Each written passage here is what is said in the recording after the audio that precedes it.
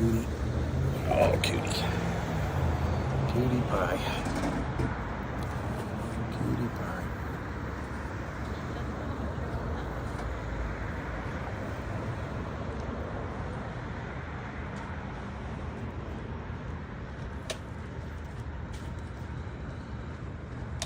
Damn. That would have been a me. Good morning. Good morning.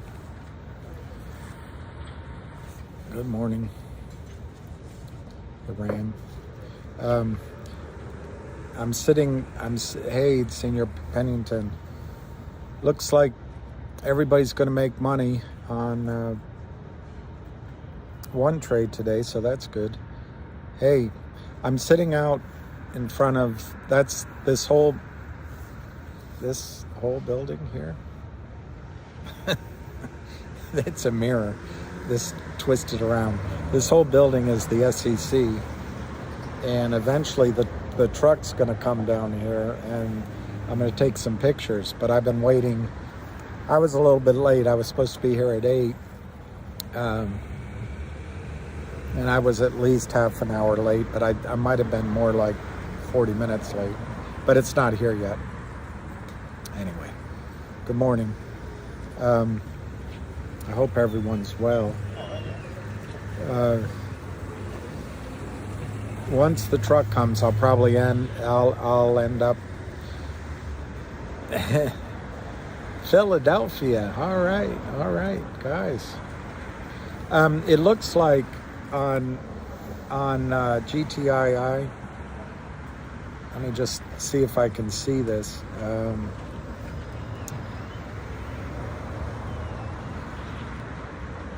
It looks like they're trying to drive it down again today.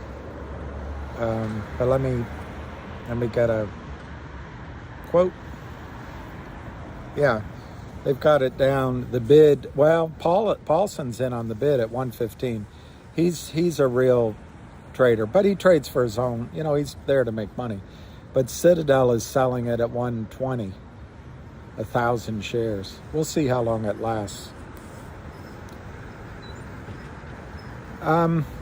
Korean Yun, I don't believe there are transactions, but I think what they do, look, the whole market's a fraud. It's so frustrating. It's just all fraud.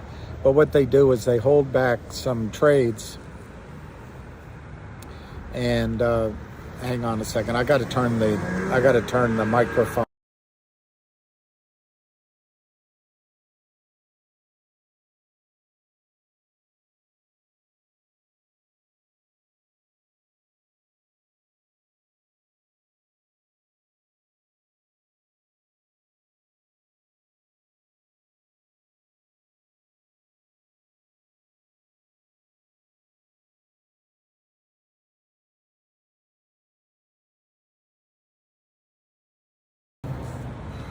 They're checking on if the truck is here, and it's not here yet. You can see this is the SEC, and but sort of where my finger is the front entrance.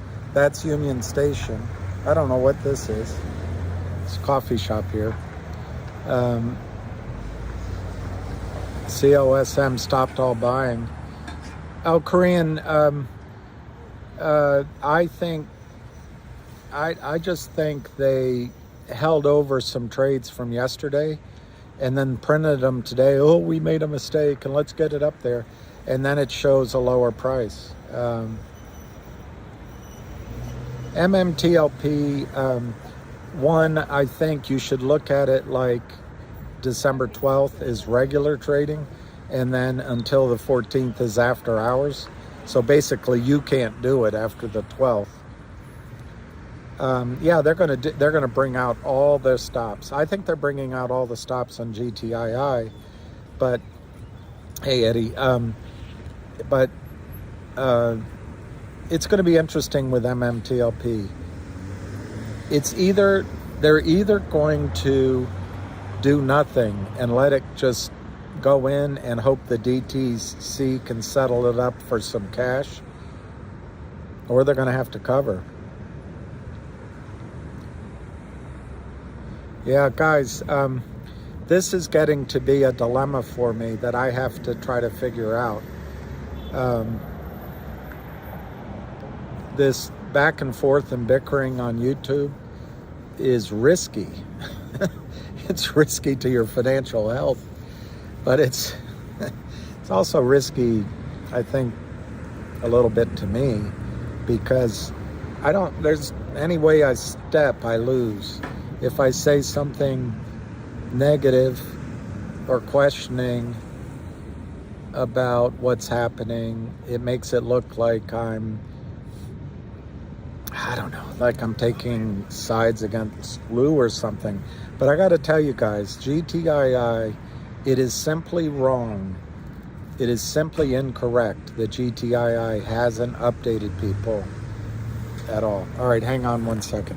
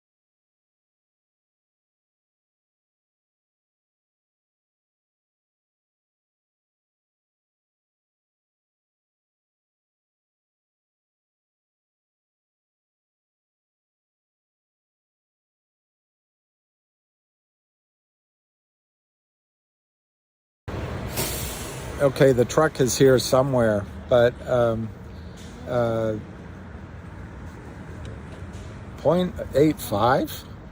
I didn't see the 85-cent bid, but I did see. I don't know, guys. I don't know what to recommend you do, because I think a lot of the reason, yeah, it could be, absolutely.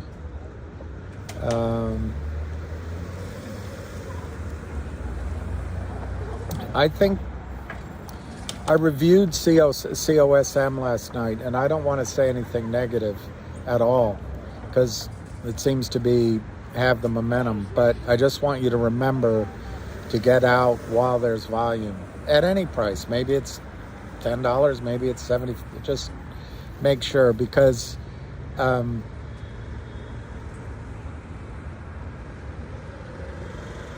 don't know. I'm not going to say anything about it, but that's great. A bunch of shareholders got 83 cents is awesome.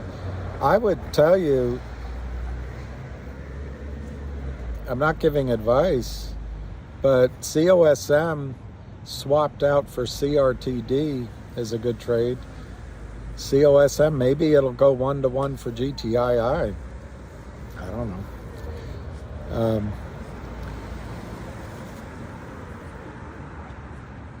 But I think with COSM, it's possible that they will. Let me put it this way. I looked up how to say popcorn in Greek. And guess what? It's popcorn.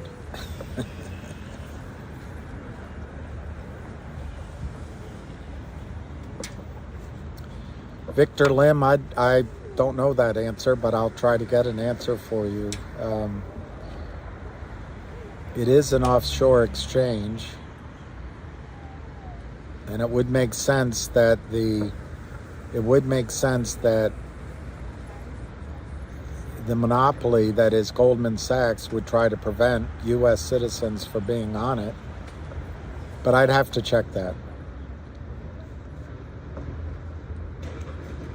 I don't know, Philippe, I don't know where this came from. And that's the one issue, Philippe, that I'm trying to bite my tongue, because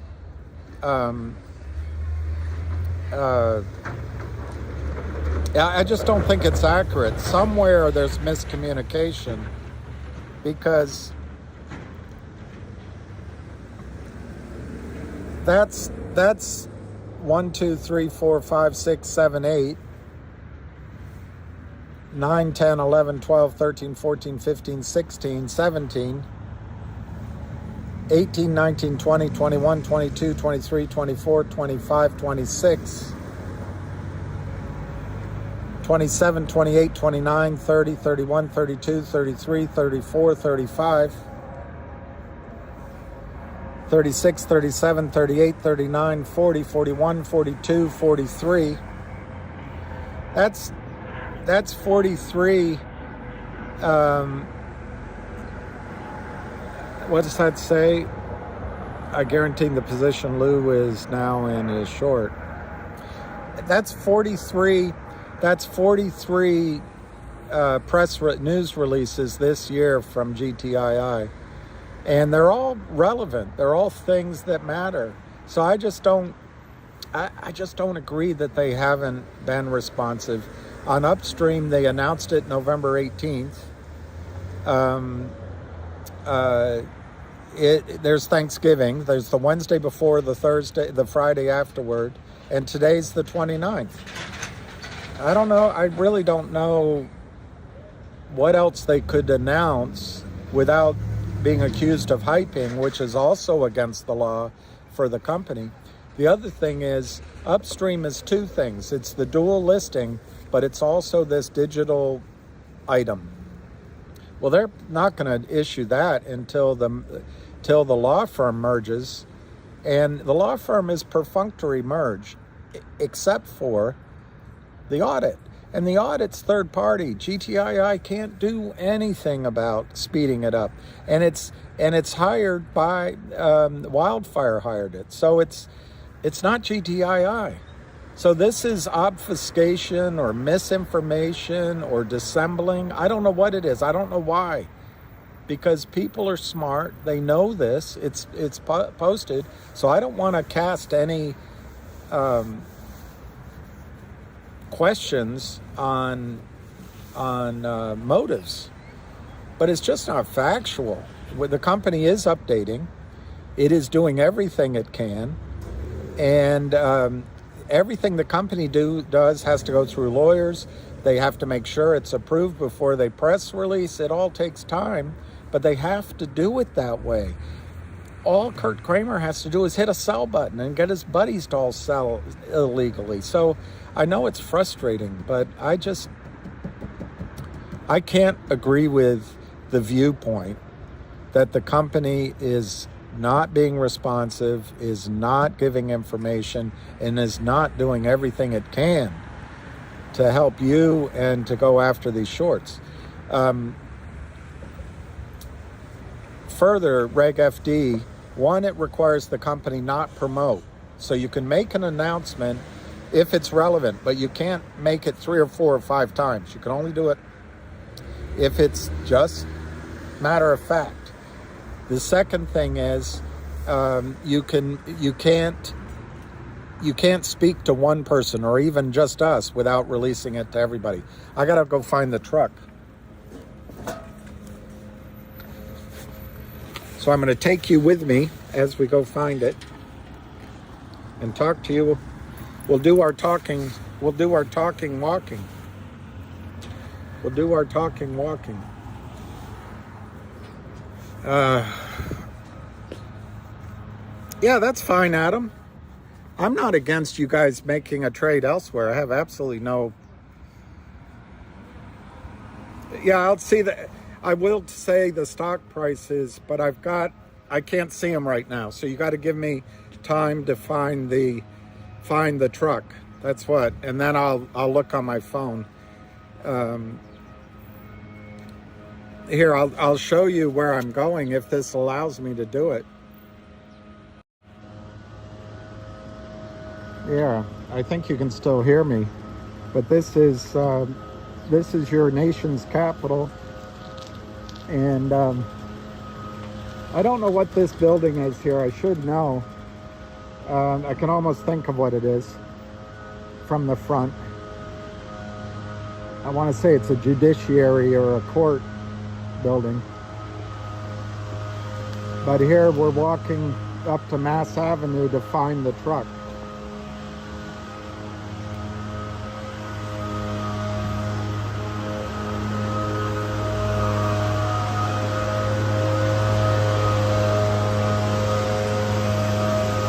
Well, I tell you guys, I feel star-crossed, but if people sold GTII at a profit and bought COSM, bravo for them.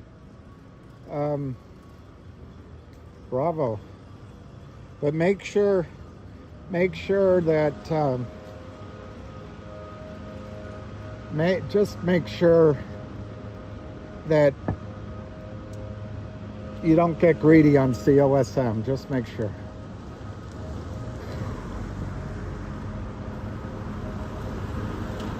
But that's about all. I don't know anything about it. I'm going to turn this around.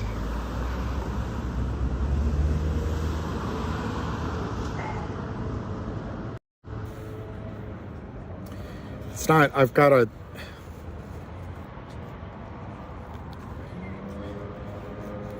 well,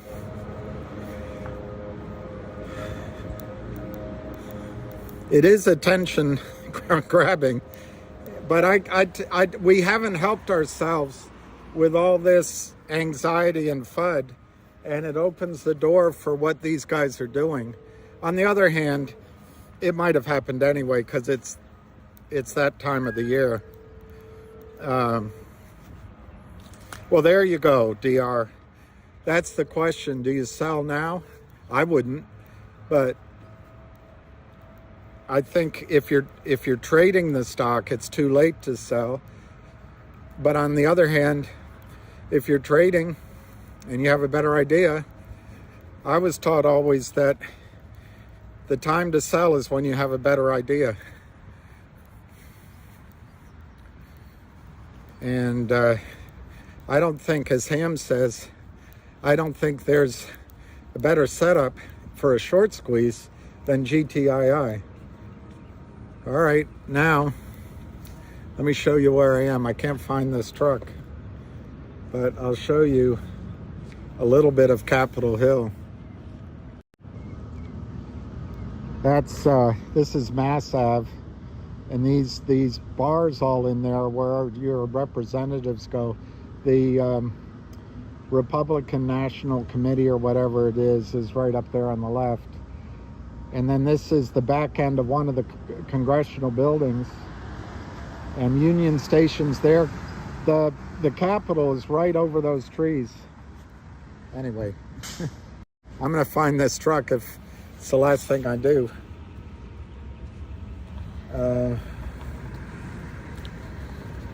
Last time it was parked right here.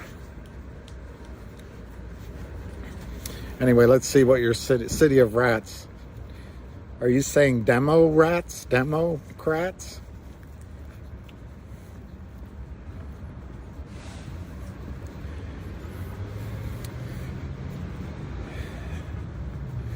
I can't, I'm not going to recommend or not recommend COSM.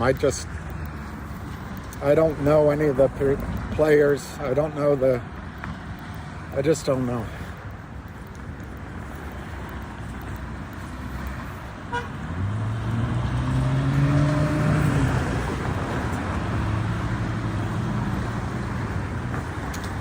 GTI's under one. That guy, remember that guy that was posting, pretending to be Kurt Kramer? That's what he said. He said, we're going to get it under one. And I'll tell you, they can manipulate things. And when we all panic, there's no, they can do it. But it's all fraud. It's all fraud.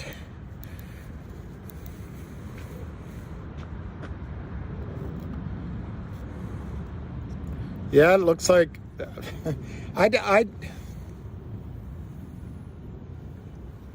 Millennial, I don't remember what I said about it at $1, but I do know I've said several times anything can happen, several different times, but I don't remember what I said. I'm surprised it's under $1. I'm surprised. And I tell you guys, if it's under $1 and you've got profits in COSM, maybe a 1-for-1 swap makes sense. I'm not telling you what to do, though. I just see I'm just in a bad situation. You got to follow Lou's advice on COSM. All right, I don't see this truck. There's Union Station, which was going to be demolished. And oddly, the person that saved it you would never think of was Ronald Reagan. It's the strangest thing.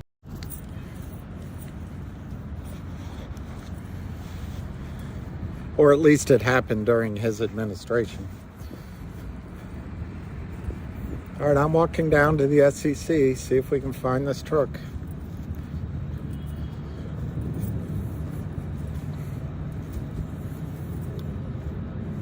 Josh Moore? I don't think he can take it to 0. But okay, I'll admit it. He can take it to 0. That's what you want me to admit. Anything can happen. Lou's not, I don't know where Lou is. I've never met Lou.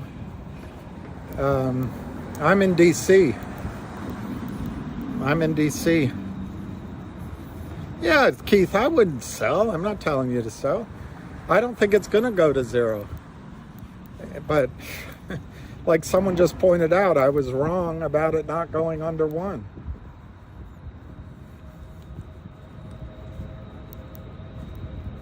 All right, so here I am.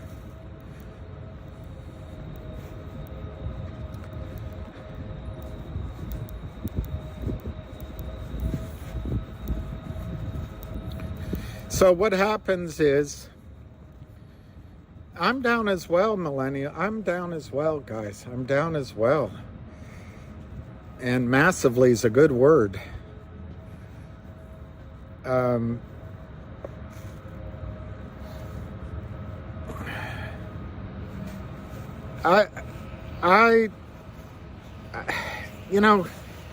No one has a crystal ball. Everything I say is my opinion, of course, but I don't think the squeeze is over. Everything that Kurt Kramer is doing to get the stock price down and make everyone doubt the play is just selling more shares that don't exist. Good for you.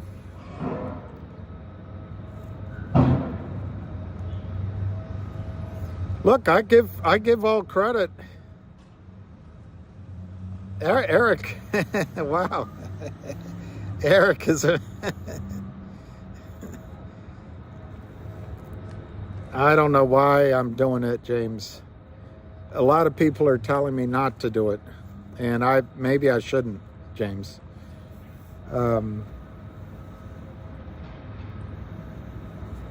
I saw a post from Maddie. I do think the brokers are possibly, Alpine and maybe what's the other one? Wells Fargo might be. I don't think they're helping the Kramers, but it might be coincidence. But they are selling. Possibly they're selling. Somebody else is selling.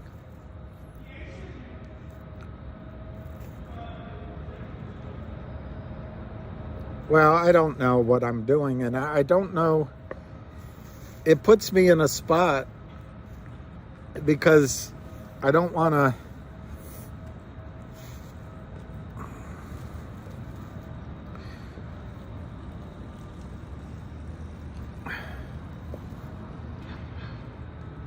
Dylan's great. I think $9 wasn't their squeeze. No shares there. I know, but since the $9, which was just a brief but one shining moment, and I know some people that sold. I know one guy got out at 9, or close enough. I don't remember. I'm trying to think what day that was, but I'm going to guess they sold another 20. We could add it up, but they probably sold another 20 million shares naked short or more. So they're just adding fuel to the fire. And I don't see this truck. That's all right. It'll come.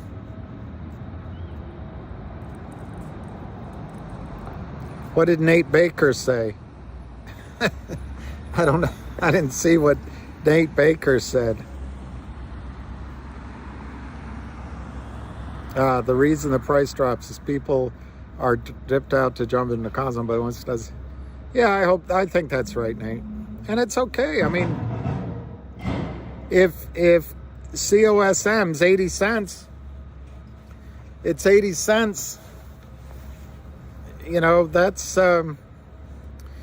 I think a bunch of shareholders chipped in. Yeah, Dylan, that might be what I'm going to do a small vids and take a break. But I don't want to disappear while it's down is my problem.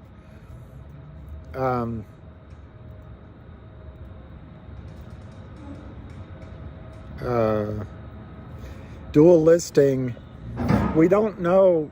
The only other company that's dual listed that I have followed, I know Pixie did it, is CRTD, and both announcements say the exact same thing, that they've begun the process.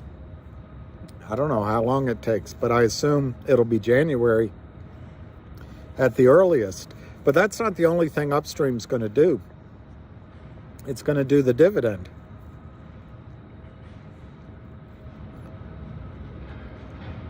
Yeah, David Lee, I'm down too. I feel like an idiot because it would have been a in retrospect, let's get out at 5 and put it all in Cosmo or whatever. But I didn't do it.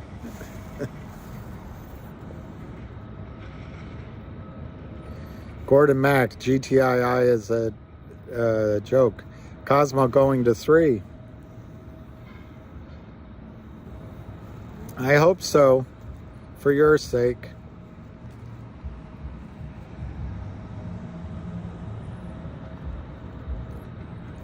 I don't know what Lou's doing. I don't think he's... I mean, guys, he told you about Cosmo at 18 cents or 20 cents.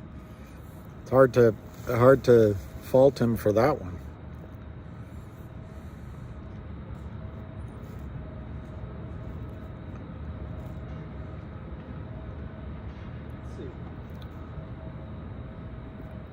Look, guys, they're contacting GTII is not going to speed the Upstream update, and nor the other thing you said. In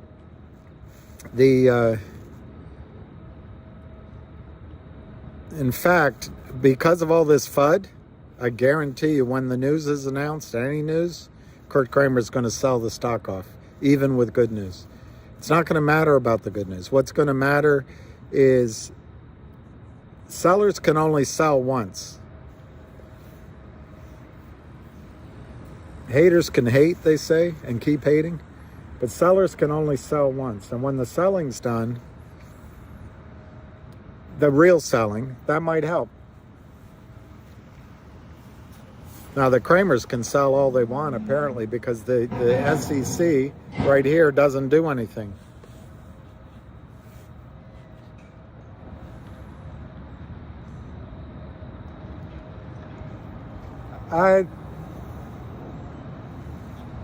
Look, nobody has a crystal ball, and GTII, in my judgment, is still a...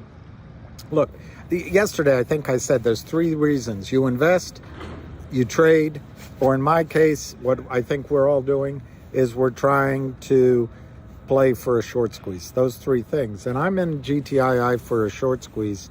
And for all of those reasons, I think it's still valid.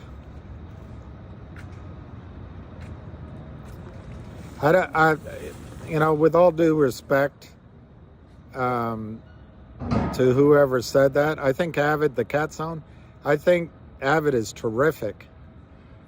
But there's plenty of brains to go around. And I think if you want brains, I would give it to Ham.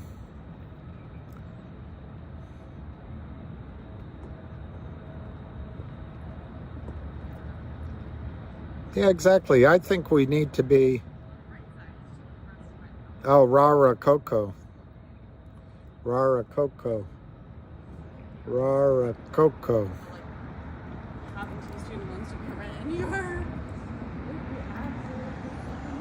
I think Avid's name is actually Zach, and his name, and he runs a site called Avid Trader, and he really does a good job.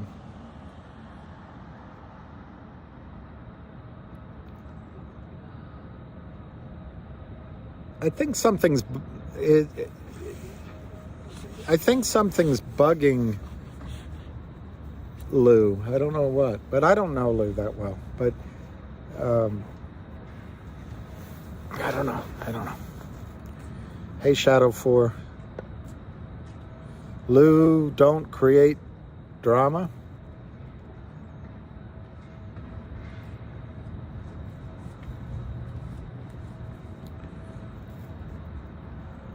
Well, I can tell you guys, it's been 108 before, and it's been down below 1 before, and they keep trying to drive it downward. There's a guy going into the SEC. And these are good for Kurt Kramer. He's had a good 2 or 3, 4 days. Battle won. But it's not the war. Good news isn't going to change this situation. Good news, it might make you feel better, but it's not going to change it. What's going to change it is when there's more buyers than sellers. And right now, the selling is coming fraudulently from Kurt Kramer, in my opinion, as everything on this call is my opinion. And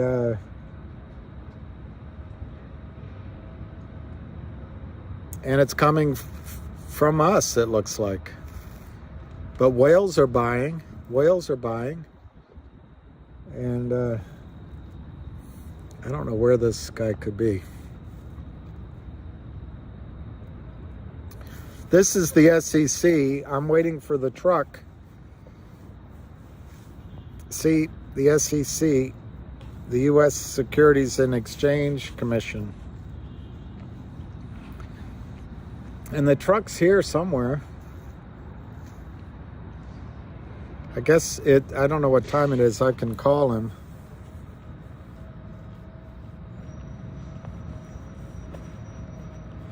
Guys, there's nothing to verify with Upstream. There's nothing to verify. The CEO wants to be successful. It's his business to be successful. He's met with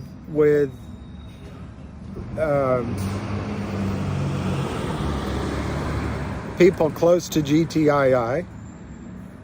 He's done it for CRTD. The same big whales are in CRTD, Finger, and GTII.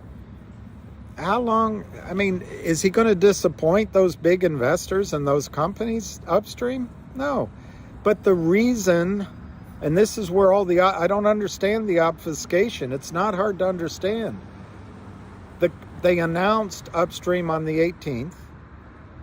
So today's the 29th. I don't know what day the 18th was, but in between, there was Wednesday before Thanksgiving, there was Thanksgiving, and there was the Friday after Thanksgiving. Those are holidays most places. And then there was the weekend. So pretty much, I don't know how to count. I don't have it in front of me. I don't know how to count real business days since November 18th. I don't know what you guys are expecting. There's a listing process, and I'm sure it involves merge, M-E-R-J. But it's the same process every company has to go through. I don't know what it means to expedite it. Maybe it only takes a couple of weeks instead of 6 weeks, or 6 weeks instead of 4 months. I don't know. But it's only been a week.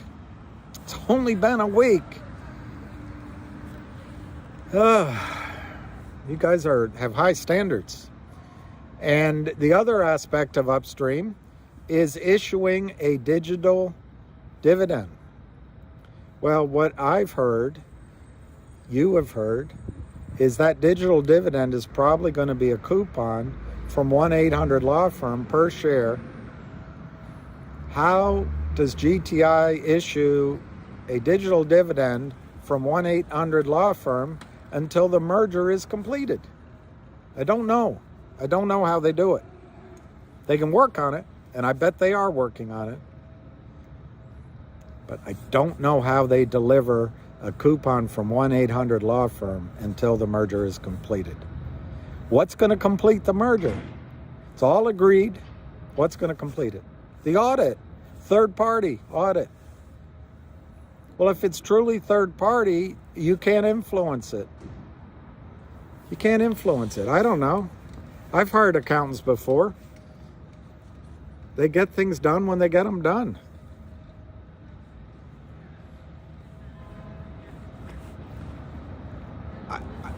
Look, here's what I want to talk. I want to talk to Upstream for my own reasons. I can try to reach him. Look, NR. I'm not going to read that one out. I'm just not. All investor needs is an update saying GTI and Upstream are in progress. Okay. Pulling out my phone. I'm going to GTII on OTCmarkets.com, OTCmarkets.com. I'm scrolling down to news. Scrolling down to news on OTCmarkets.com. I'm opening the first news story at the top. It's dated November 23rd.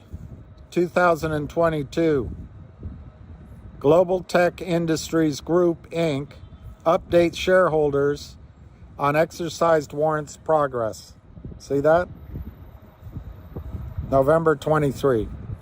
Global Tech Industries announced today that as of November 23rd, I'm rounding up, 1.2 million warrants have been exercised, providing $3 million of funding to the company.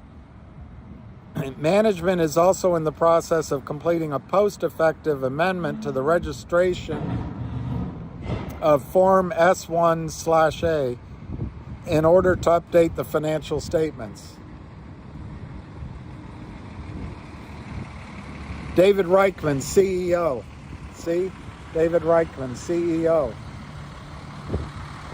Management has been focused since the 10Q was filed on November 14th on finalizing the S1 document, getting it filed, and into public's hands.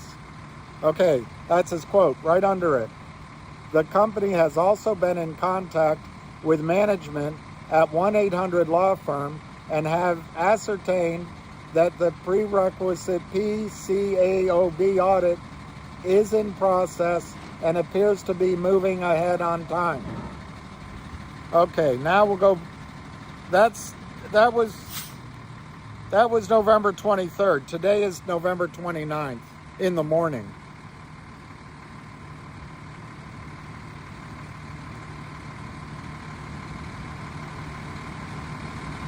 Sorry for this truck here, making noise, doing work. Okay, here's news. November 18th. November 18th. November 18th.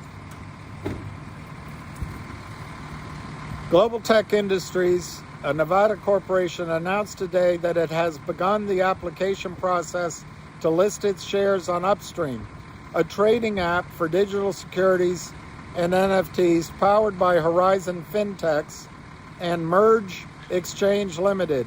The proposed listing on Upstream is designed to provide the company the opportunity to access an international digital-first investor base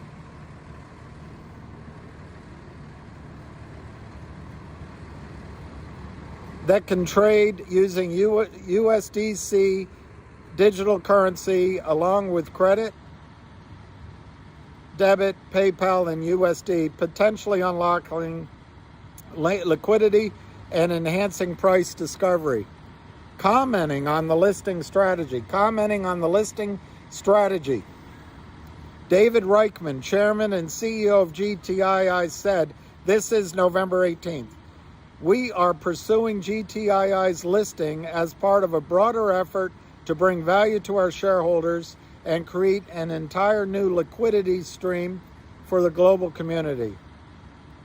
Right under that quote, approval to be uplisted on Upstream is subject to approval by Merge, M-E-R-J.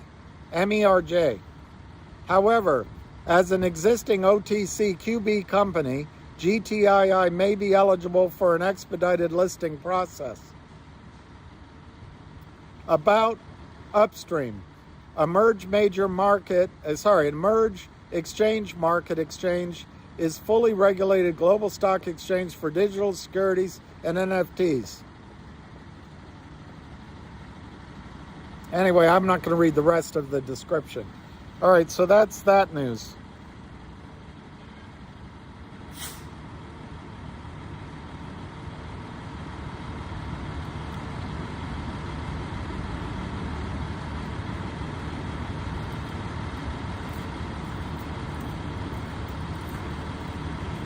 Here's on November 13th. November 13th. I'm going backwards. Global Tech Industry Group announces first steps in pursuing dual listing on Upstream platform. That's loud, so my voice is going up. Announced today that on November 12th, at a special board of directors meeting, the directors of the company authorized management to pursue a business relationship with Upstream, a global dual listing platform, up to and including the execution of a technology service agreement, a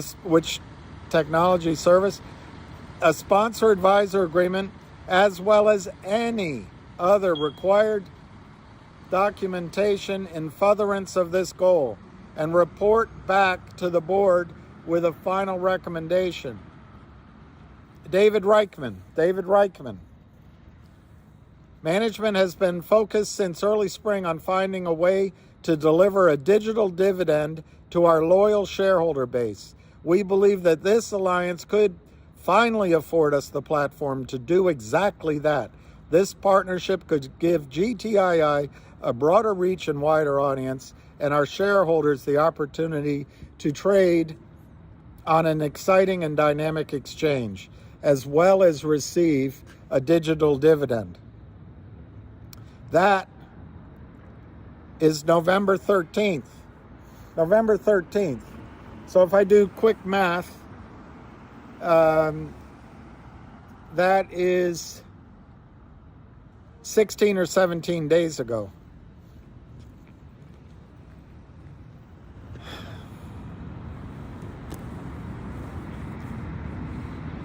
Let me see if I can find this truck.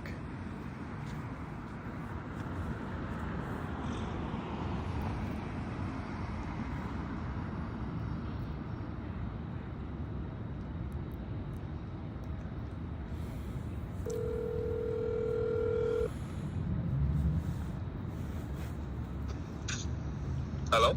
Hi, Albert? Yes. Hi, this is Bill. I'm in front of the SEC building, but I'm not upset or anything. I don't know where to find you. Oh, I thought that, I don't know why he didn't give me give me your number like a while ago. Okay. I texted him and I told him that I was there. And I was there waiting for like over an hour and he never called nobody. From 8 o'clock? Yes, I got there like around 8:15, 8:30. Well, I got here about 8:30, 8:35. We must have missed each other. Yeah, we definitely did. So where are you now? My way back around there. Where are you now? I can go to you. Where are you? I actually came to the location that I was supposed to go after I met up with you. What's the other location? The Post? By the Washington Post. Yeah, that's a good location. Yeah, I'm actually right here. If you want, I can just park and wait for you right here. Well, if I come there, can you drive me back over here? We're not really allowed to let people in the truck, to be honest. I can go to you if anything. Yeah, I'll just go to you. Well, I don't know which is better because I want to take pictures there as well. You're not driving? No, I'm not driving.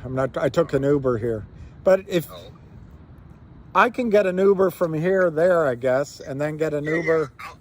I can wait for you right here. Right? Okay. All right. All right. All right. Bye. No We're not really allowed to let people ride in our truck. The other guy did. All right, I guess I got to get an Uber over to the Washington Post. Got to get an Uber. I got to get you out of my life.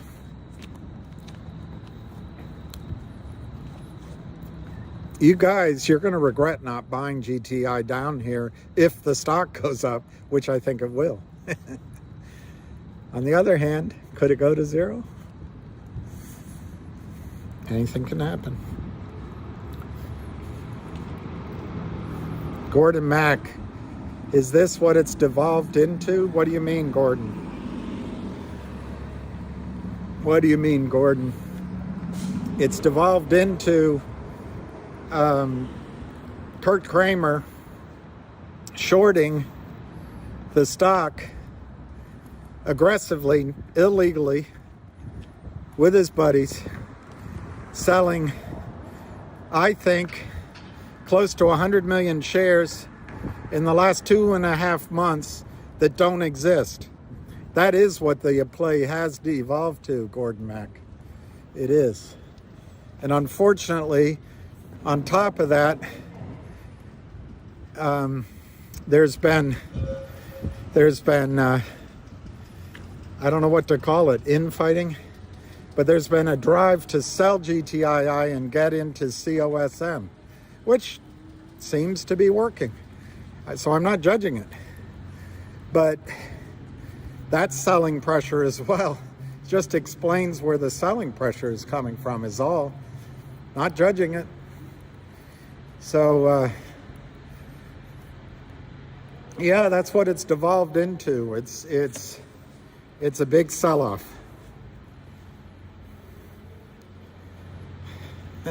I'm going to go to the Washington Post, and we've got the truck in front of the Washington Post. I don't know where he was parked, but I was here. I wasn't here. He said he waited an hour from 8 o'clock. I don't know. I didn't get here at 8. But I didn't get here at 9 either.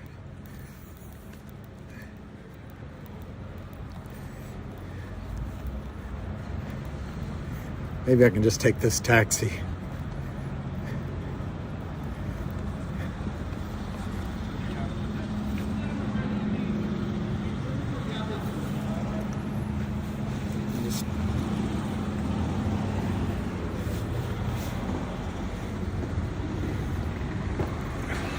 Hi. How are you? I'm going to the Washington Post, please. I can get the address if you don't know it. Let me just get the address. I used to know it. 1301 K Street? Is that where it is? I don't know. Make sure that's They did move. You're absolutely right. You're absolutely right. That might be where they are. Is that Franklin Square? Post address. How are you today? good, sir. Good. Yep, 1301K. You're a pretty smart guy. I want to grow up and be just like you. All that good information.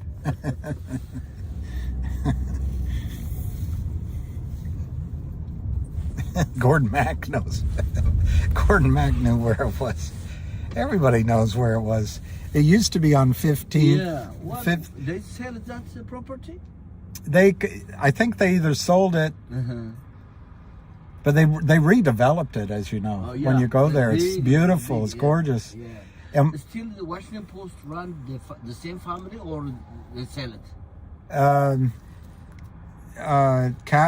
Phil Graham shot himself, and I guess Catherine Graham had it, and then her son He was running that. running it, and he bought that testing agency.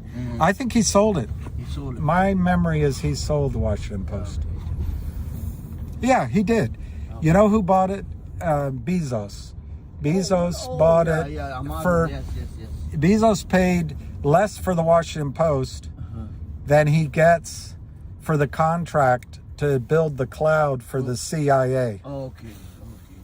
And I got to tell you, I used to get the Post every single day. I loved it, and they still have a good sports section, but I don't get it anymore. Now, really, since the internet came and the newspaper not anymore to deliver in door to door. That's true. Yeah, That's true. I didn't see long time ago in our neighborhood every morning people to drop in that paper. That's in true. Every, And I don't. door, but not now, really. No, that's true. And I don't like to read newspapers online. Yeah. I like to sit and read it. Okay. The Washington Post is not a great paper anymore. Yes. There's always. I don't mind an editorial page, but I want the news just to be news. I don't want it to spin the story one way or the other. Yeah, one time I picked Mr. Graham, the owners from Hilton, to drop him in 15 right in this office, and after I dropped the lady, she shake him, she spoke to him, she came in my cab. Do you know this guy? I don't know. He's the owner of what? Phil Graham. His name was Phil He's Graham. just wearing just regular clothes. Yeah. He's not really to such like not in the tight. Yeah. I said okay. He was my cop, and one time. That's great.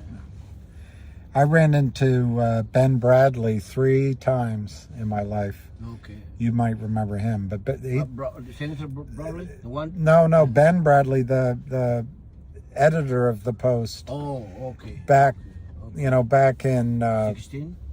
well, back during the Watergate times. Oh, the Watergate, yeah.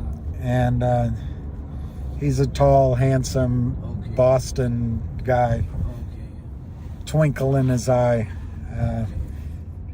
I sort of said hi to him, and he sort of said hi to me. But he was with his wife, and he was nice enough to acknowledge that I was kind of staring at him.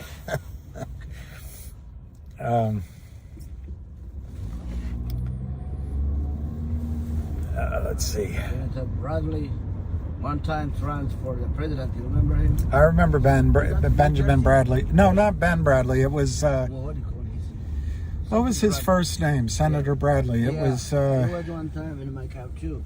He was a basketball player. Yes, I didn't know that. And, he told me. How did he fit in here?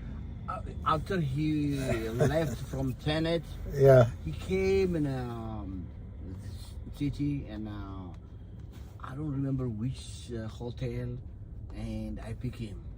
And the face is familiar. And I told him, "Are you playing basketball?" So, yeah, one time ago, yes. I don't when before I came. No.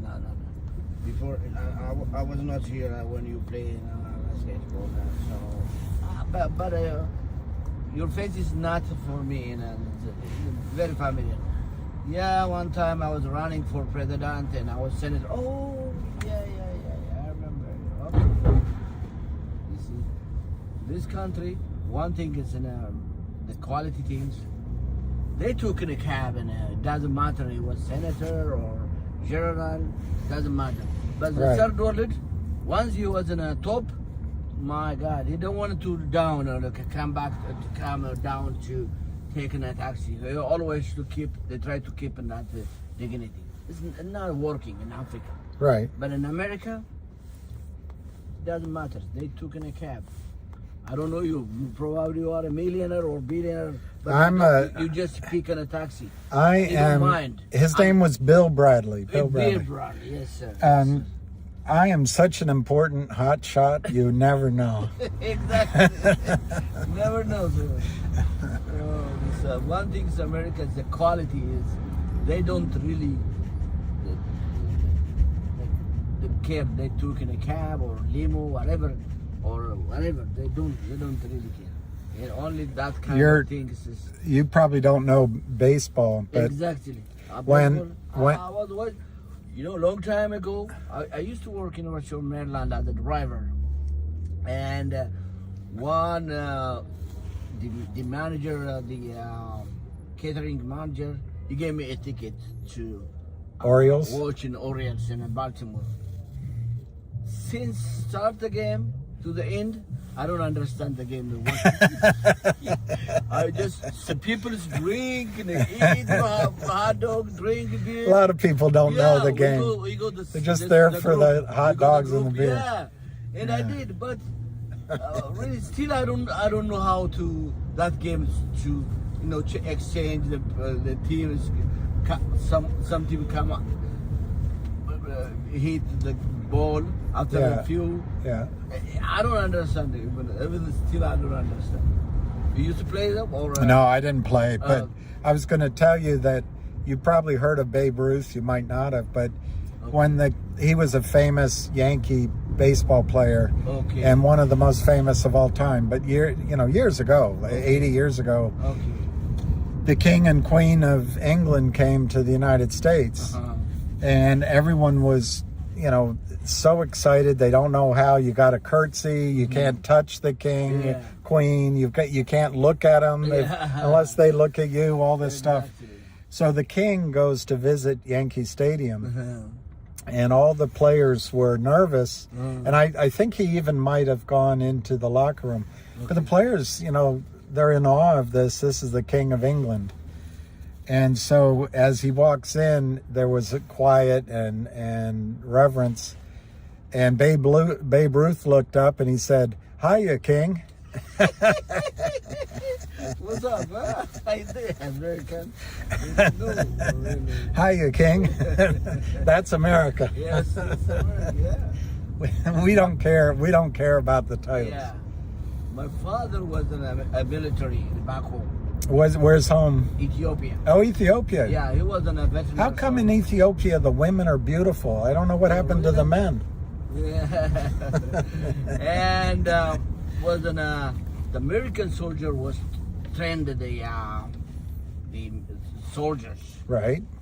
And my father told me he was a sergeant, and he played with us. He played with us soccer and basketball. That's sergeant. Right. One time the king came to see the soldiers. Yeah. Oh, the King of England? No, Ethiopian. King. Haile Selassie. Yeah. My father and I only know generation that. was assume Haile Selassie is like a god. Like a god, yeah. This sergeant came and with his hand in his pocket and shake the king. Yeah. My father, he couldn't believe my father because how you gonna shake the god like this? Yeah. And since then, I learned a lot from that sergeant. My father told me because we believe Haile Selassie was a god. Yeah. That's sergeant, American soldier. He was eating with us. He played with us. And Right. He just look the king like an trash, you know. Like a man. Hey, how you doing? Yeah, how you doing? Like this. My father, all soldiers, we couldn't believe. We couldn't believe that soldier, that king was compared with that American soldier. It's like a baby. He was, the king was, and follow him, and the sergeant say this. Yeah. I say, Haile Selassie, not a god.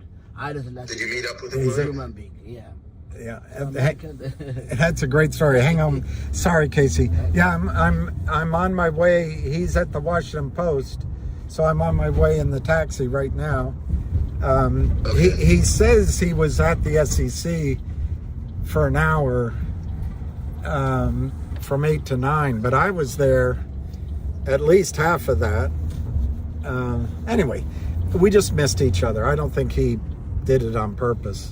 How far away is the Washington Post? Right now, it's a little, looks like a $11 or $12 cab ride. But I'm pulling up. I'm pulling up in front of it here shortly.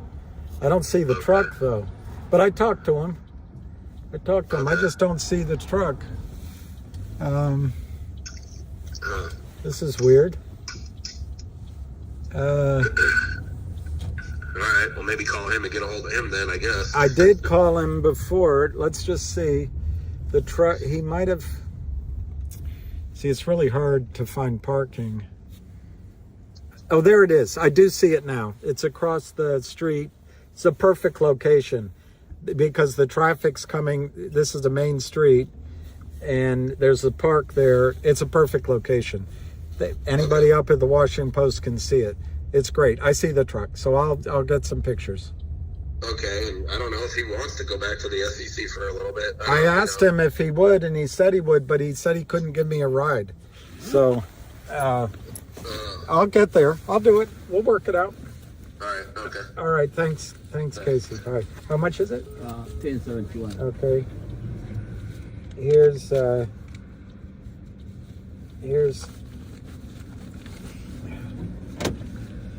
because I'm such a big shot. Here's 15. It's good. It's good to be king. Thank you. It's good to be king. Just remember that. It's always good to be king. All right. Thanks so much. All right, I got to put my phone away. Okay. All right, thank you very much, sir. All right, sir.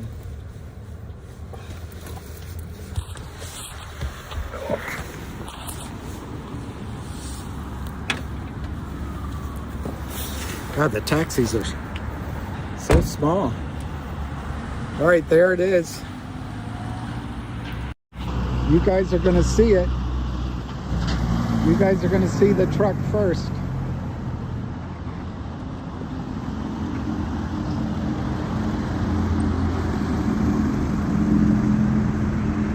There's the truck.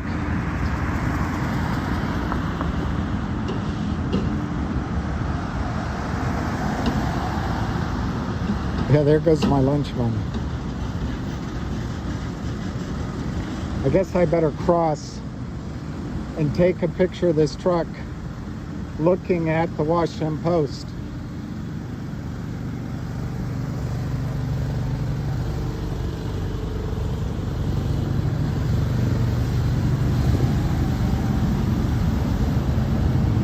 Hi. I'm gonna just take some pictures. I'm gonna take some pictures, yeah. He's all sound asleep there.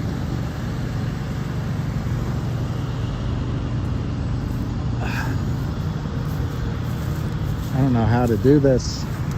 That's the Washington Post. Perfect. Perfect. All right, so guys, I'm gonna put this down while I take some pictures.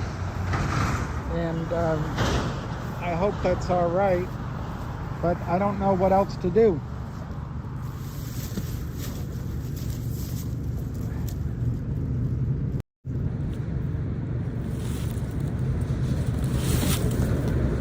All right. Gotta take some pictures.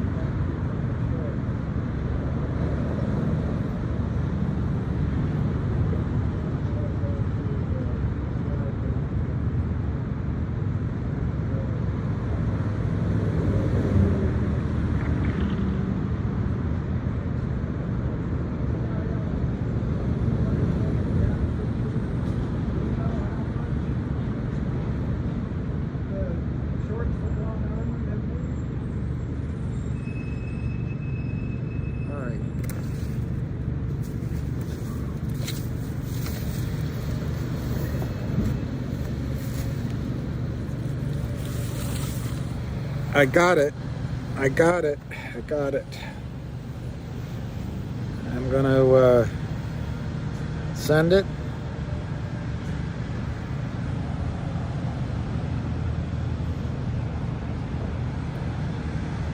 I think I can send it to Twitter.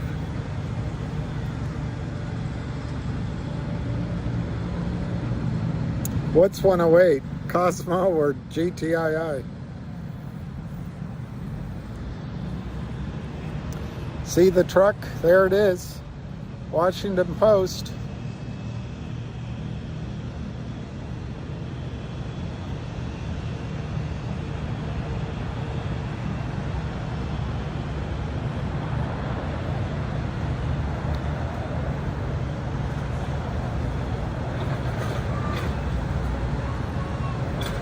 Well, I can read it, but I'm standing here, and this is a main thoroughfare. This is Franklin Square. You can see it in the background. And I, in fact, used to work in this building, that building right there. It's when I was a wealth manager.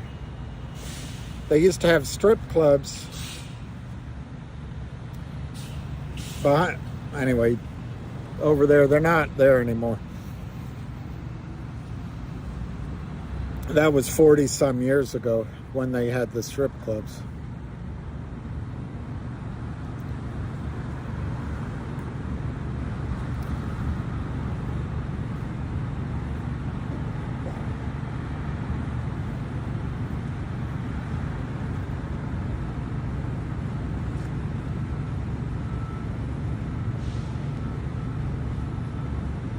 All right, video is too long.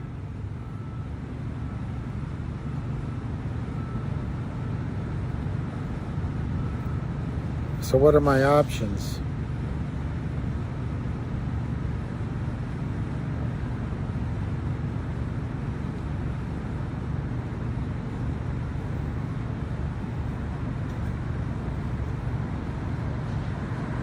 I guess I gotta make a shorter video. So, all right, I got to make a shorter video. Oh, Lordy.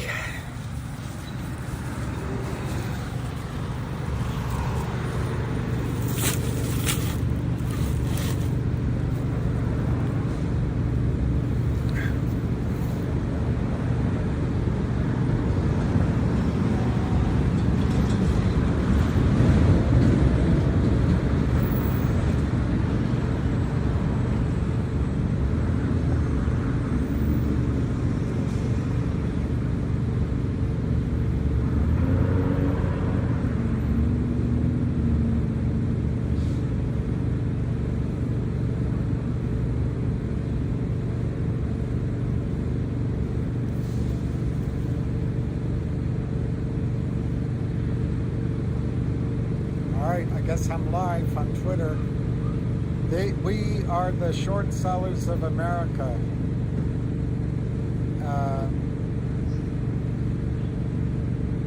Rejoicing at the Washington Post. GTII has 200 million counterfeit shares.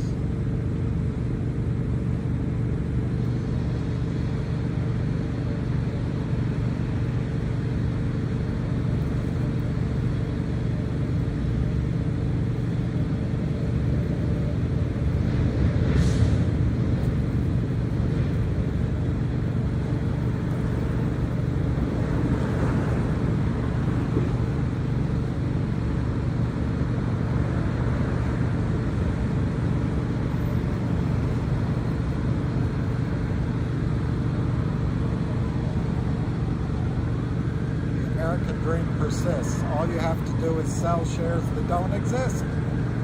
Thank you, Gary Gensler and the SEC, for looking the other way.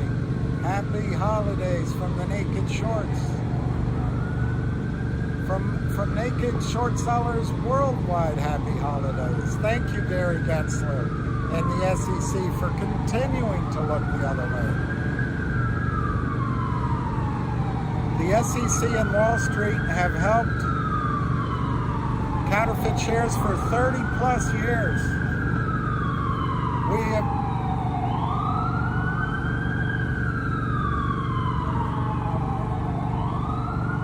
all right, so this is in front of the wall at Washington Post, and this is the Washington Post. And here's Franklin Square. For DC, this is a very impressive set of office buildings. This is K Street. And look at the traffic that comes down K Street. So anyway, that's live, so let me, I don't know how to end it. Is there a way to end it? Is there a way to end it? I don't know how to end it.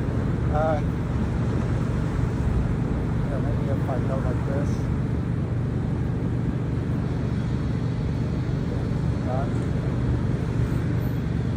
I don't know how to end it, guys. Then just hit the X. Stop broadcast.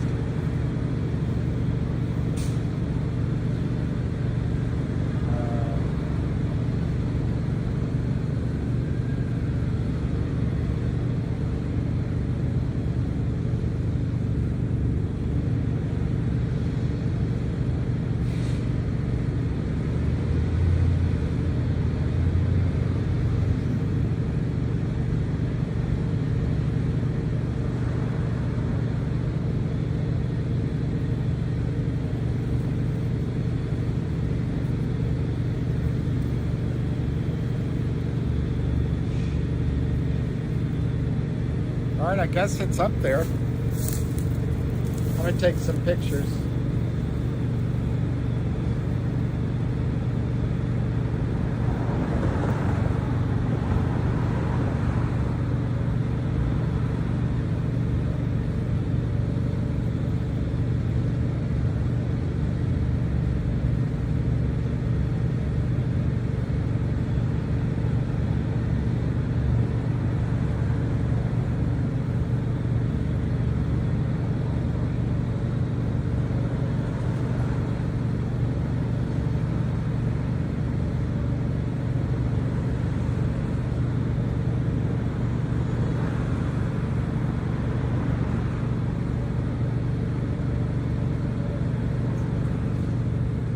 You can go, it's all right.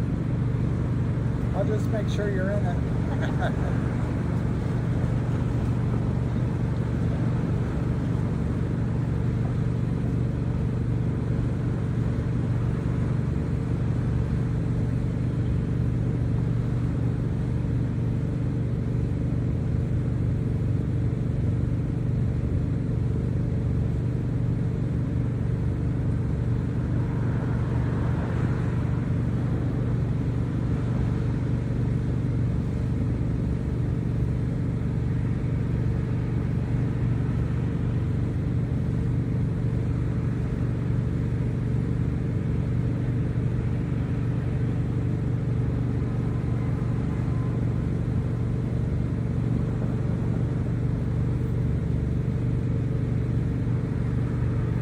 All right, I got some pictures.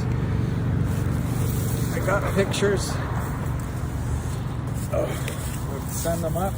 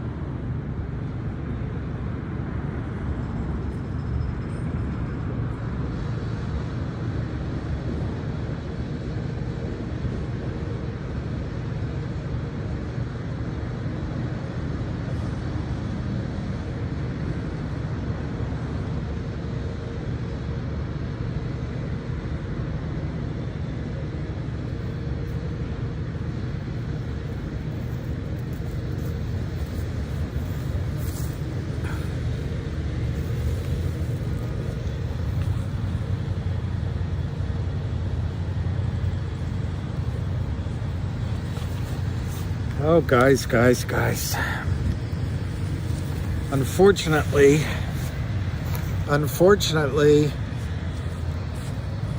CLNV is the next one. Unfortunately, in the stock market, there's times to act and times to sit. And I think we're at a point to wait with GTII, unless you want to buy more.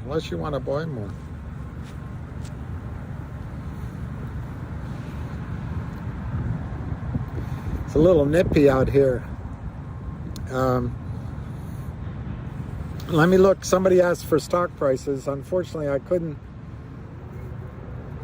sign in the taxi and my login expired, but I can give you basic prices. GTII 108, COSM 71, MMTLP 967, that's interesting, and GTII 108, CRTD 70. I want to watch an old man wander around the park. Thank you, Spiny. You know, if you live long enough, it'll happen to you.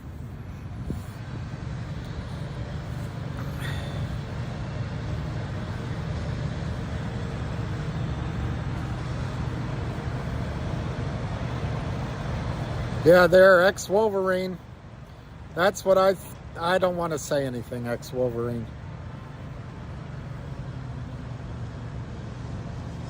I just saw it listed here, CLNV. It sounds like a basketball team.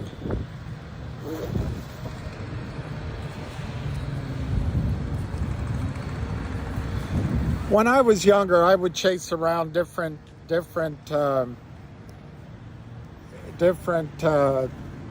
stocks and stories. Oh, this is a good picture here. Let me get this picture. All right, let me get this one.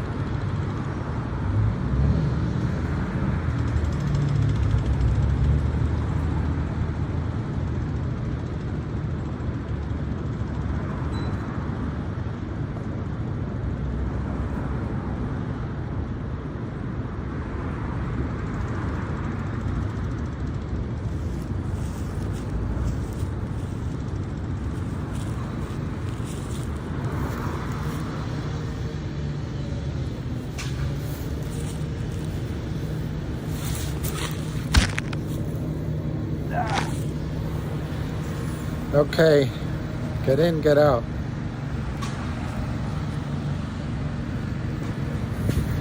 See, I think there's a strategy.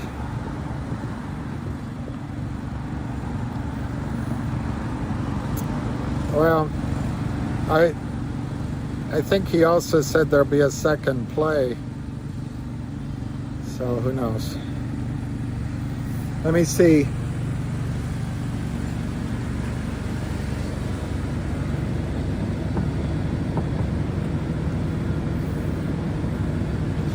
All right, how long are you here? I'm here till 2-4. Okay, can you go back to the? This is a good parking space. So, how many hours? Till 2, they told me between 2 and 4. What time is it now? Sorry, Mike. 10:43. All right, so maybe stay here a little bit longer.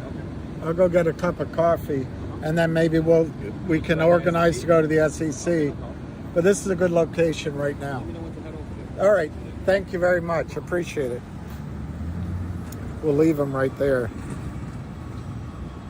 I think he wants to go into another OTC play.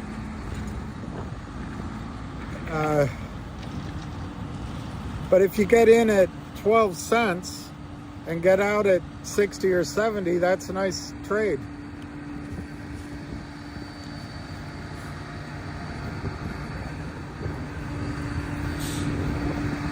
All right, I'm going to go down to this coffee shop and sit with you guys while we let that truck stay in front of the Washington Post.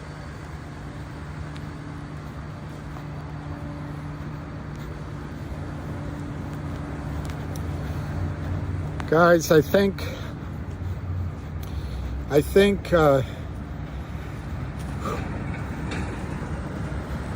I am an old guy walking through a park. I really think the time DAX sometimes, if you believe in the short squeeze, this is a gift to buy shares. Now, could they go lower? Sure. But 108 compared to $6 or $7 that people were paying, it's highly pounceable. All right, I'm going to go to Paul's. Hopefully they don't have music on. It's freezing cold out here.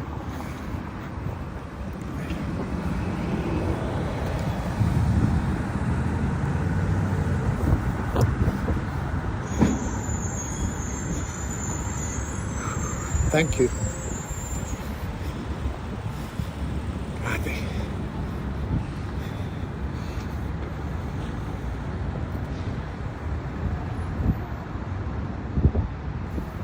Well, Wolverine, I got to admit something to you, Wolverine. I'm worried. That's not what I'm trying to do. I'm not trying to get people in a stock, have it run up, and then I get out. I'm not trying to do that. I didn't do it. And I just don't want to be associated with that, Wolverine. And I'm not picking on you. I just saw that you made the point. Hi, is it open? I might.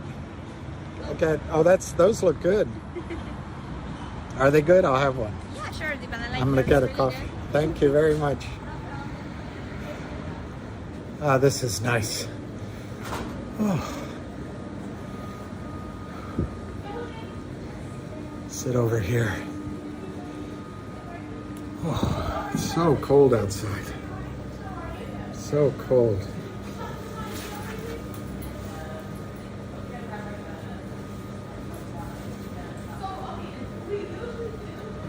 I'm going to use this opportunity to charge my phone, have a cup of coffee, and talk with you.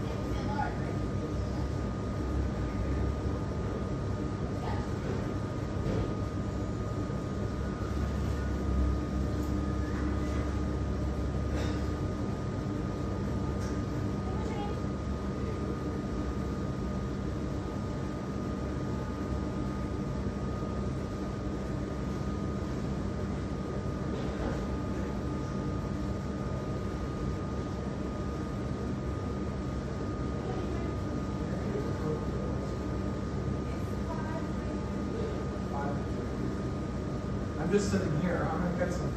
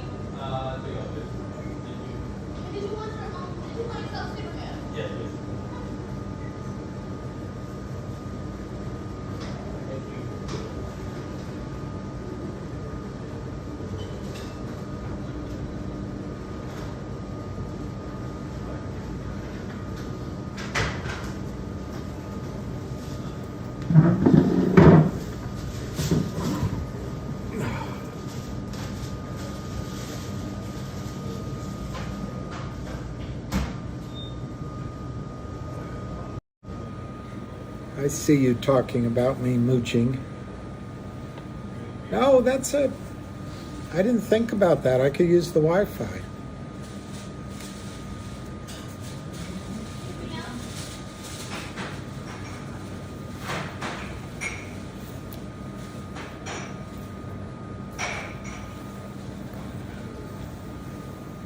It's good. She gave away a Little League player.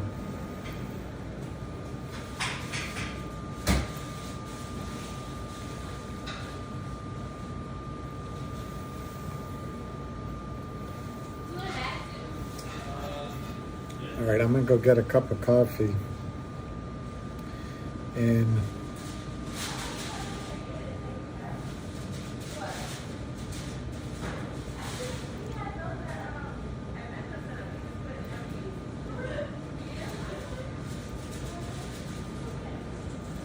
yeah, you know, they're saying they can't read the sign either.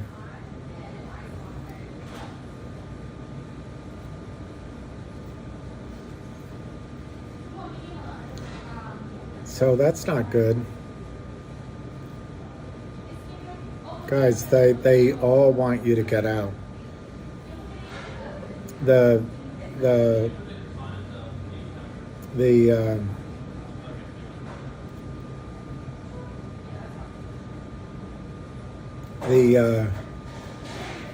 camera.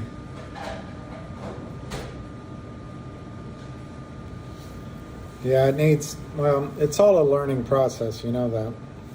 All right, I know, they're still there. I'm gonna go get a cup of coffee, so I'll give you the view of Washington, D.C.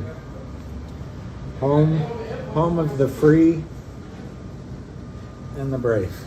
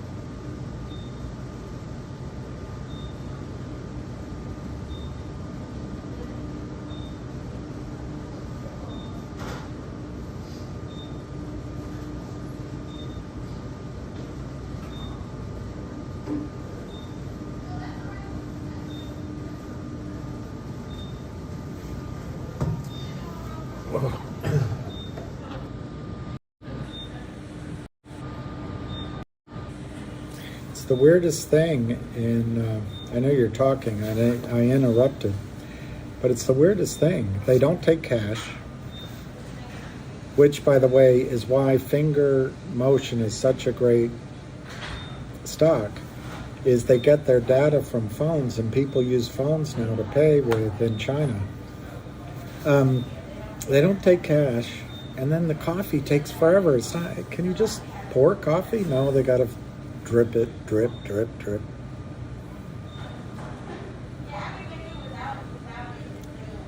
Mexican silverback. What does it say? Damn it, William, now I want to go to the get an eclair.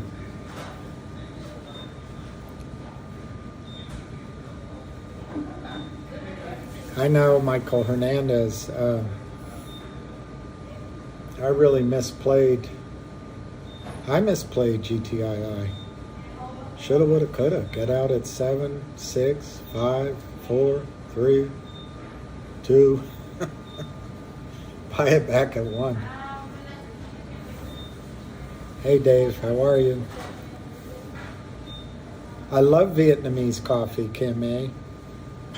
And believe it or not, I like it without the cream sometimes. And even without, thank you very much, you're so kind, thank you. Wow, they brought it to me. I feel like I'm impotent. I can't prove it to you one way or the other if I'm impotent.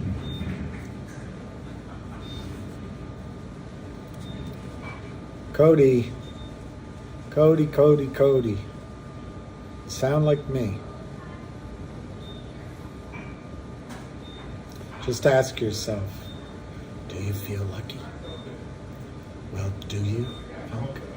Cody, I tell you, I think you said you're in it from 11 cents to 70 cents. So you got in just earlier than the warrants that they awarded each other.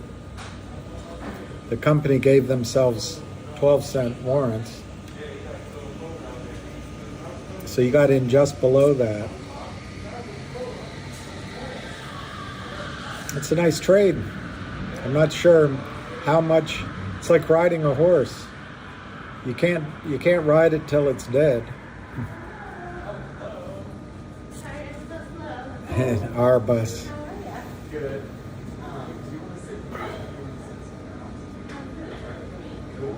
Well, one thing, Country Pied,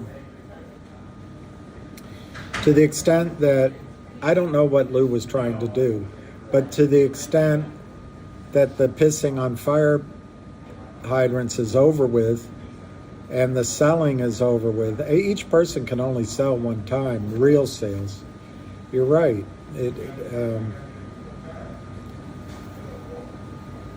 What is CLNV, Basama? What is that? I think, Dylan, I don't know if you're being facetious, but I think GTII and CRTD, let me just think, they're different short sellers, but I think soon all of these three will be possibly Wes Kramers, Wes Christians, and they might all possibly be Upstreams. I don't know, but it's all cross-pollination. Oh, what's the next OTC play? Well, I've seen it on several, what do you call them? Kind of like I do YouTube, but much more professional than I do. I've seen that stock listed on some of the, I don't want to say hypesters, but it's, you get on those and you feel like by the time you're done, you're like, oh, I better go buy. But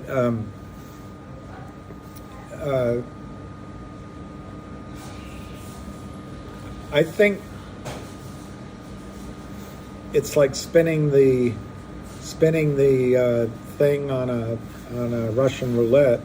Unless you know when you've done the due diligence, following tips is a risky business. Dating is a lonely business. Following tips is a risky business.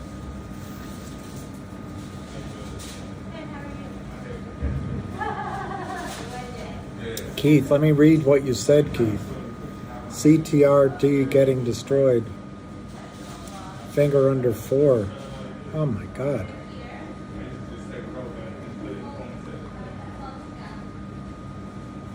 What's the ARCA video?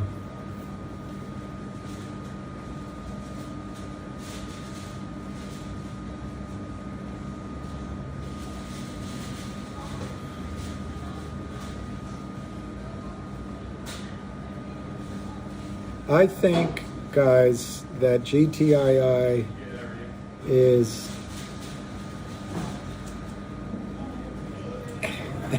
Mexican silverback.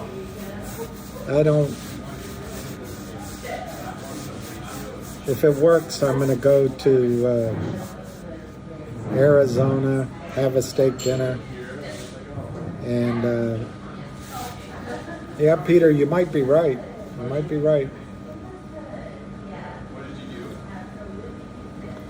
So Peter, tell me about this. I don't know about this. Let me see if I took a picture. I just want to ask Peter this, or somebody. It doesn't have to be Peter. Doesn't have to be Peter.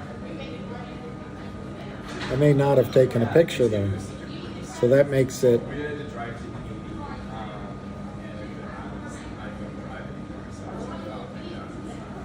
Makes it hard to show it to you.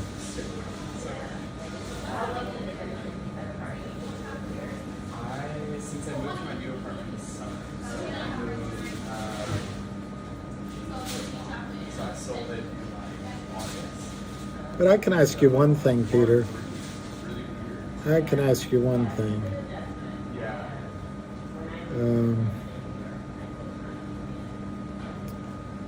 I can ask you one thing. So they're having a public offering, and I didn't take a picture of it, but it says up to 50 million. But what's that, Peter?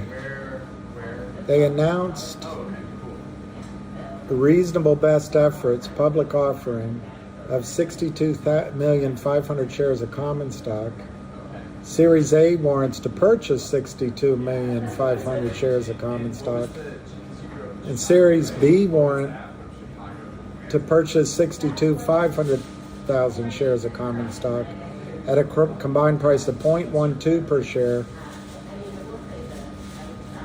Has that already occurred?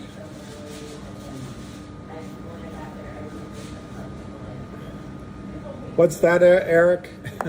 I've learned to notice Eric's targets are good. Small firm covering. Yep.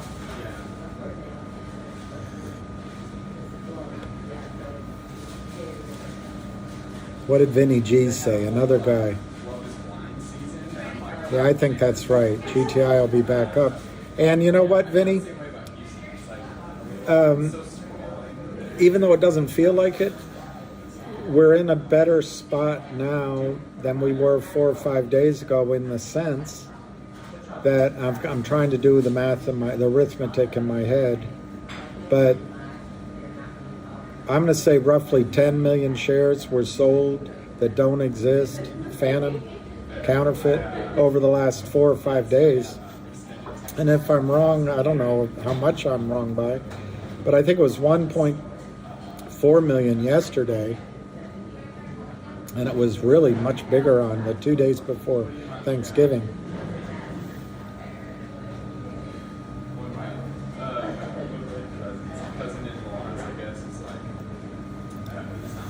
Well,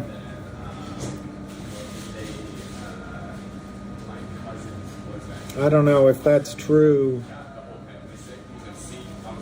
As long as the trades work, it doesn't. I guess it doesn't matter how much money Lou makes.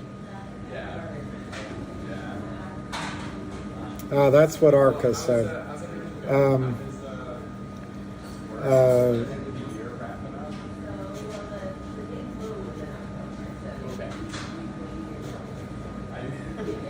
It is frustrating, as much as I said to you guys that we have to wait for the auditor,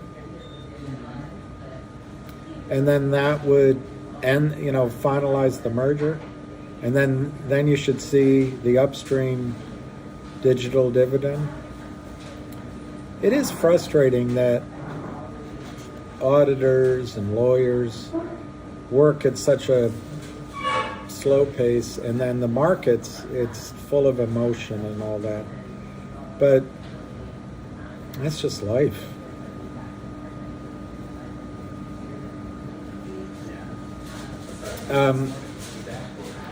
Now, Peter, that's fair enough.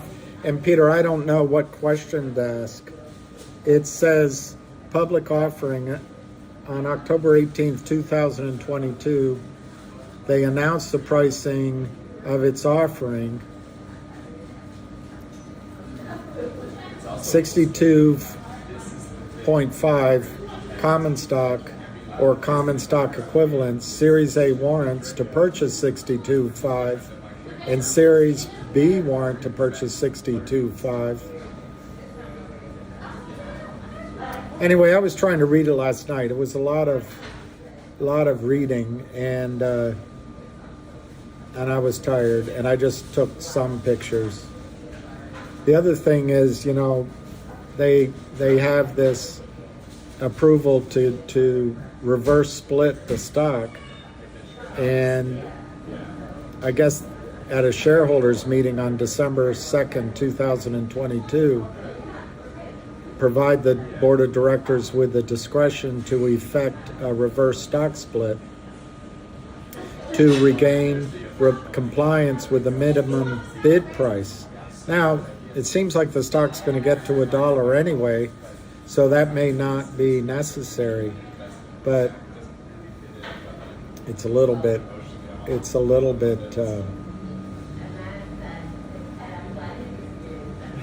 it won't work. It'll reduce the number of shares that are short. I know the ratios will be the same, and they'll just start shorting from a higher number. If the shorts are in power. If the shorts are in power.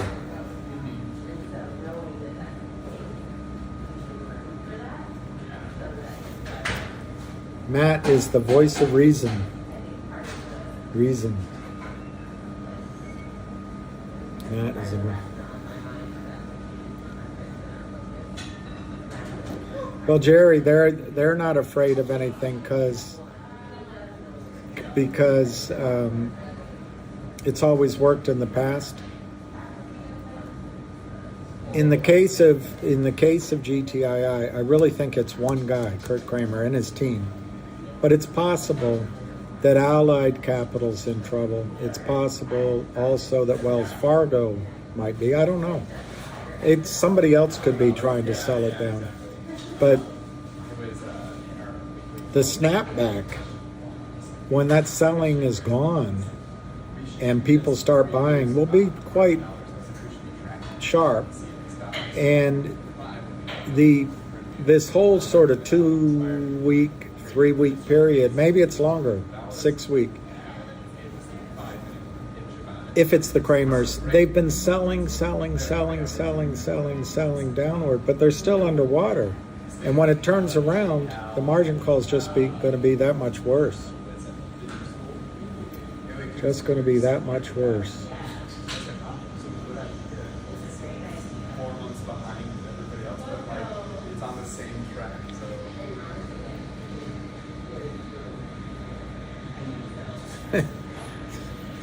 Ham. He's got some nicknames going on. He's got some nicknames going on. We'll get some more pictures in front of the SEC. Hey, William, why don't CI come out with press release requiring listing to calm shareholders down? Well, my facetious answer, it's not his job to calm down shareholders. But my real answer is he's already put it out. He's already put it out. Let's look at...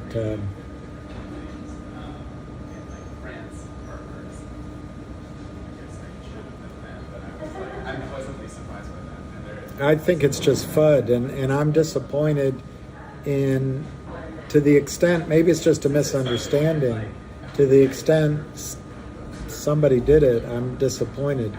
But there's the website for Upstream, okay? I forgot who I'm answering to.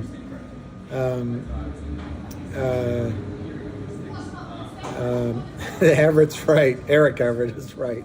Unfortunately, they're not there to make us feel better.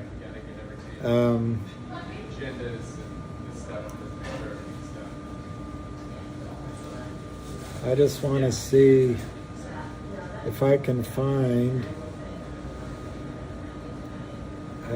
let's see, what does it say? Trying to see if there's a commonly asked questions. Support Center. What is Upstream? What are Upstream's market hours? What does it mean that Upstream is a merge exchange market? Let's look at that. What does it mean that Upstream is a merge exchange market?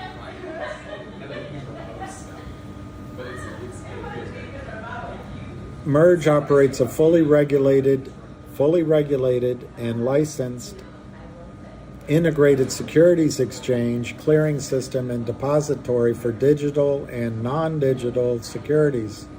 Merge is an affiliate member of the World Federation of Exchanges, the WFE,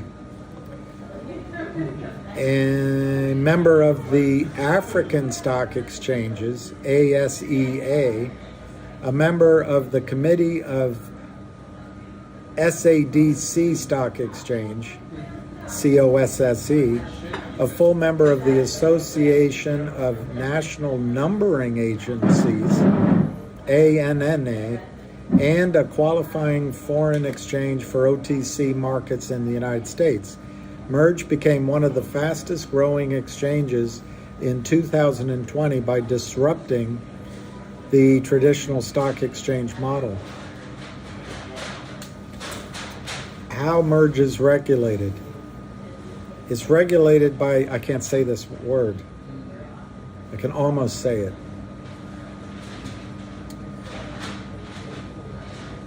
Seychelles Financial Services Authority, which is the securities and other non-banking financial services regulator of the Republic of Seychelles. They also are the primary regulator for anti-money laundering and compliance.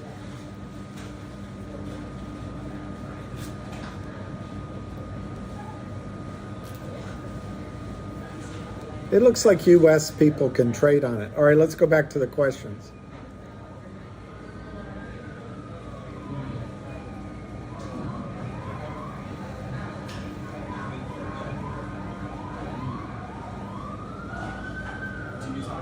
How long does it take for trades to settle on Upstream?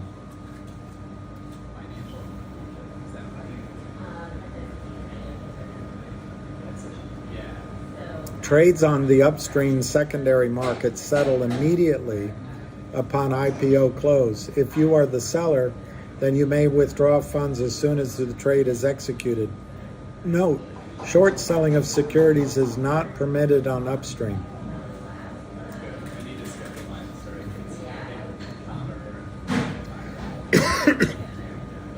I'm trying to find how long does it take to get approval. And I don't think I'm going to be able to get it here.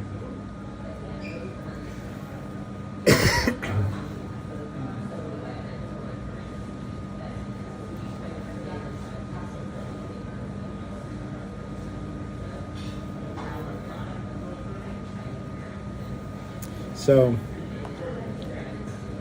I don't know if we should open them. until we know. But I'm interested.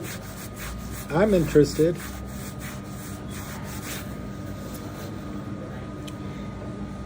What's below $1? Is it GTII?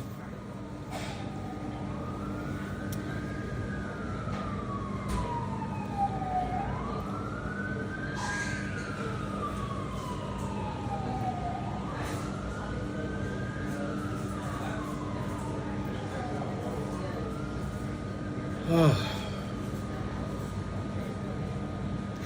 This is stressful. How can it? Yeah, I just saw the truck, Roger, and I'm gonna go to the SEC. Right now, I'm letting my phone charge and having a cup of coffee. But I'm leaving the truck in front of Washington Post because it's got a great location. But we're gonna go over to the SEC next.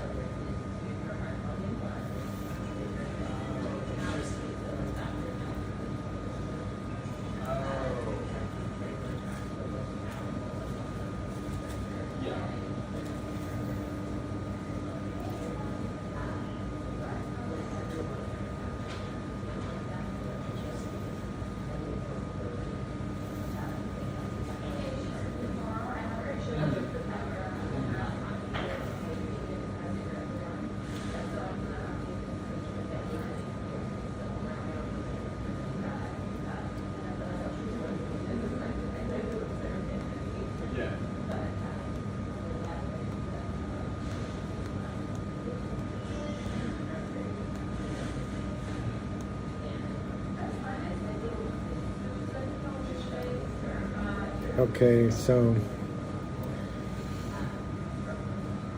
I'm going to take a break. I am going to take a break, but I have to wait for the truck anyway, Dylan. So,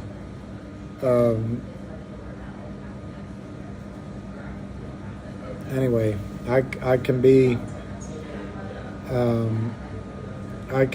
here.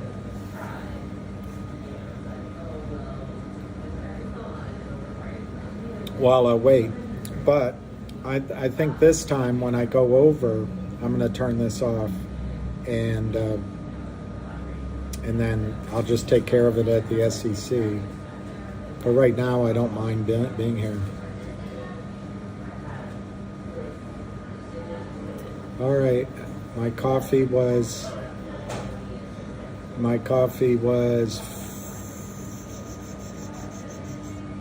I think $3.96. $3.96. I like that advice about the flu. I'll wash my hands.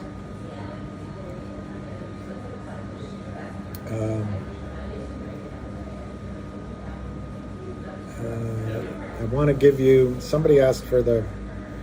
Matt's great. Matt would make a good, like if you had a conference table and you're doing a business deal, Matt would make a great guy right there or at the other end saying,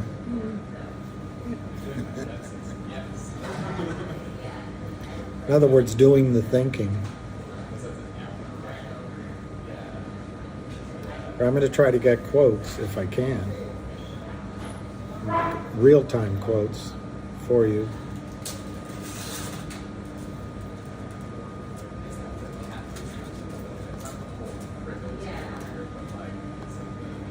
Just got to sign in.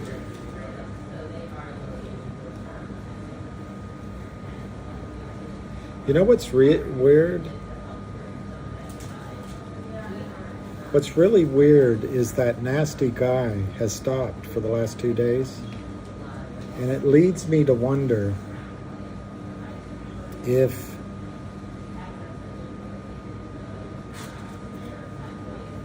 I did post, Roger. I did.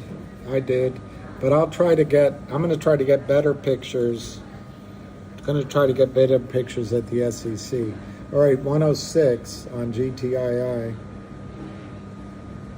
Cosmo, the nemesis, is 72. MMTLP, the Quark is down 22, 963. And CRTD, oh my gosh, 60 cents.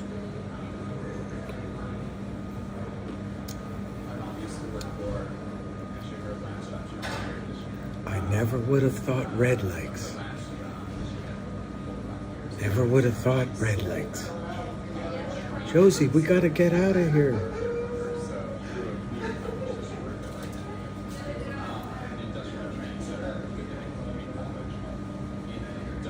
Sell what, Ahmed? No, I didn't sell.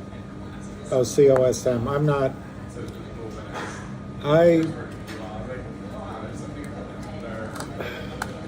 don't know how to say this. I don't want to cause any controversy, but I just don't feel situationally safe for me with COSM. I don't want to be. Anyway, I just want my hands clean of it. Is all. So. Well, Mexican silverback, I'm going to go with Iran, but I hope you're talking football.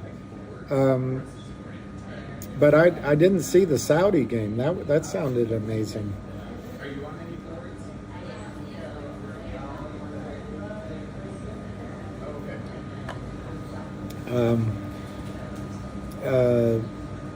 It could go below. Everything can go lower, but CRTD, see, I don't know the story quite as well as the other two, but here's what I do know.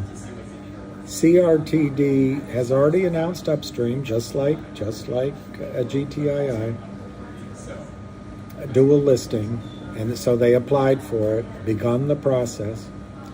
CRTD has huge investors in there. They have no toxic note. They have a CEO who is completely driven to make it work. I've never talked to him. And I'm trying to remember, 330 million shares short. And I think the entire shares outstanding, there's so many of these stories. I think it's 26 million. It could be 30 million, whatever. So, and then the float's less than that. And they're going to make a distribution of their art or something, some confusing set of things that are all worth $10 million. So if they distributed it on Upstream as a dividend, it's gonna be hard for Wall Street to give it.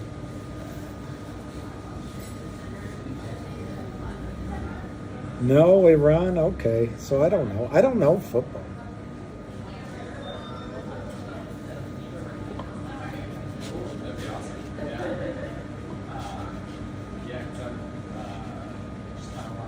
That's me, Woody.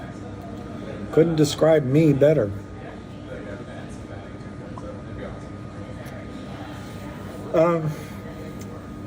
I don't think I think it's the Kramers. I don't think Kurt Kramer will ever cover his shares, Century.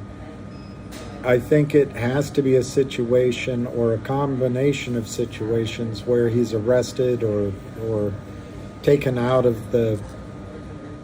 away from his computer, or the computer's taken from him, or someone asks for delivery and he can't deliver, so a bank like Fidelity or Ameritrade starts a buy-in, which starts other buy-in, starts another buy-in, or his prime broker or prime brokers have trouble and they ask for delivery and he can't deliver and he can't put up more money. Those are the reasons I think the buy-in will come. And one of the things that could make the buy-in come is I think the warrants were working when the stock was over 275, but now it's not over that. I think one of the things that can make it happen is digital dividends. I'm not sure we're a sitting duck. I think you're a sitting duck for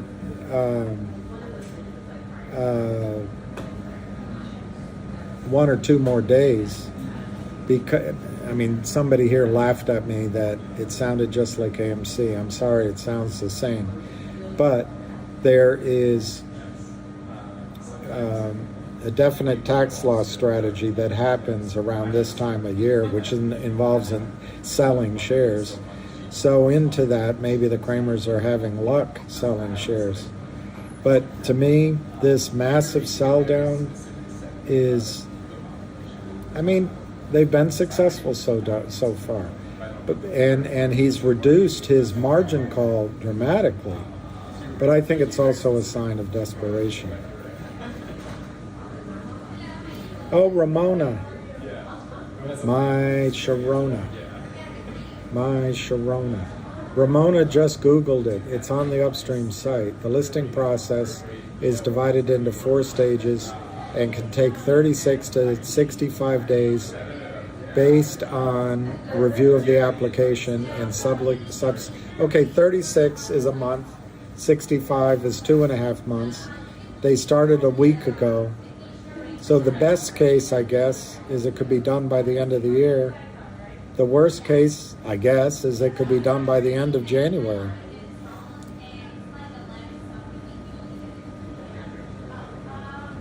Well, Otto, I wonder if you're named after that Fish Called Wanda actor, Kevin Kline actor. I think Wall Street's frightened out of its socks about what's coming. That's good and bad for us, because if somehow they can get the whole market to shut down and settle everything, we might not have our squeeze. I don't see that happening. They want to cover it up. What about expertise it?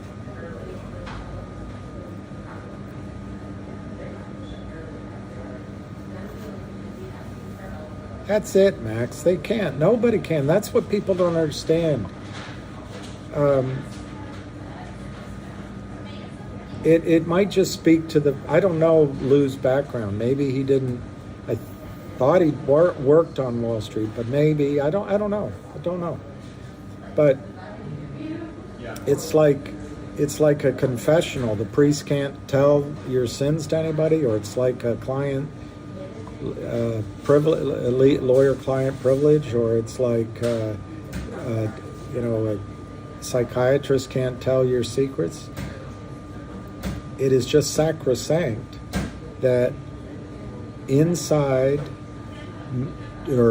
material information, which could have an effect. You can debate the definition of material, but basically it's information that should or could have an effect on the price of the shares if everyone knew it. And the company can't talk to Lou, so Lou can tell you. The company can't tell any one of you that call into the company. Upstream can't tell you. Upstream would be out of business. They're in the business of confidentiality and following the rules. The shorts don't have to follow the rules. And that's the thing, guys. That is the thing. It's what's so frustrating. It's that guy Blum in The Big Short. His sidekick asked, well, why do we have to pay a margin call? All the CDOs are down 30-40%. And the cocky kid says, sounds like you still believe in the system. The entire system is fraud. Entire system is fraud.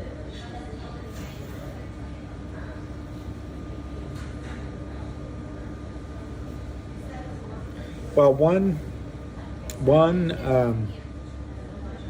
question you guys have to have. Let's say you're in COSM. And I'm not saying you're going to get it right. and let's say you're waiting for COSM to double from here, okay? I'm just making it up. So it goes to 140 or 150. Then you're going to get back into GTII.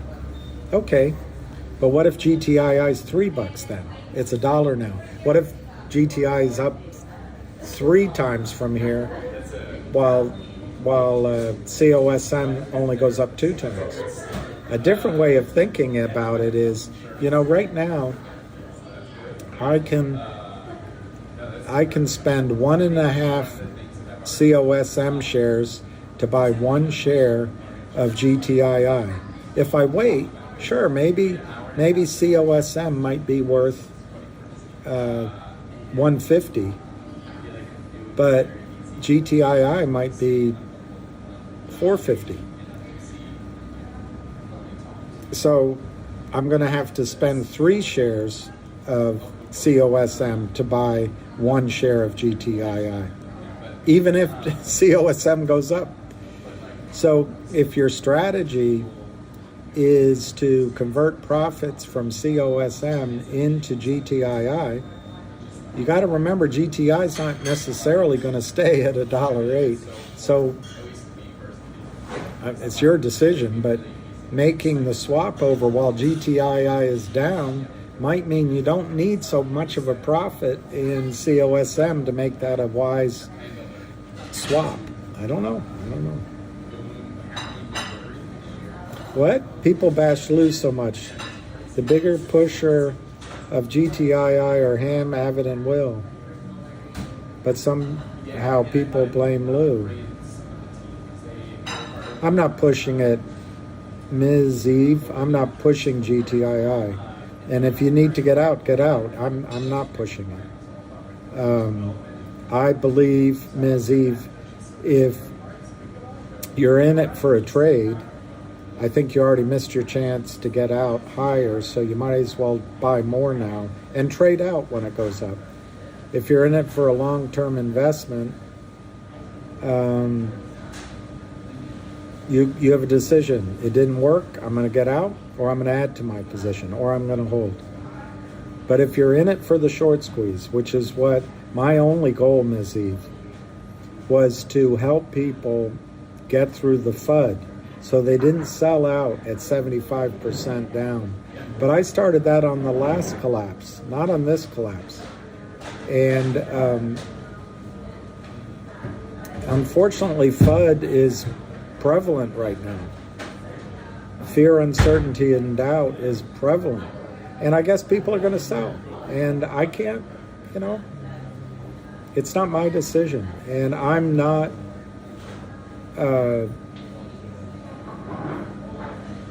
pusher. I'm not a pusher of it. You don't have to buy it.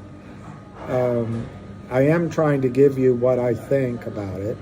But you're absolutely right, Ms. Eve. And I didn't personally do it. I didn't think it was smart to sell at 7, 6, 5, 4, 3, 2. I didn't think it was smart to sell. Why? Because I think the squeeze could happen at any time. But Ms. Eve, it would have been much better to listen to Eric Everett or I guess Lou was saying sell. I guess I didn't hear him say it, but it would have been better to listen to people to take profits at 5, 6, or 7. But I didn't see that. So you're right in that sense. But I'm not pushing it, Ms. Eve. I'm not pushing it.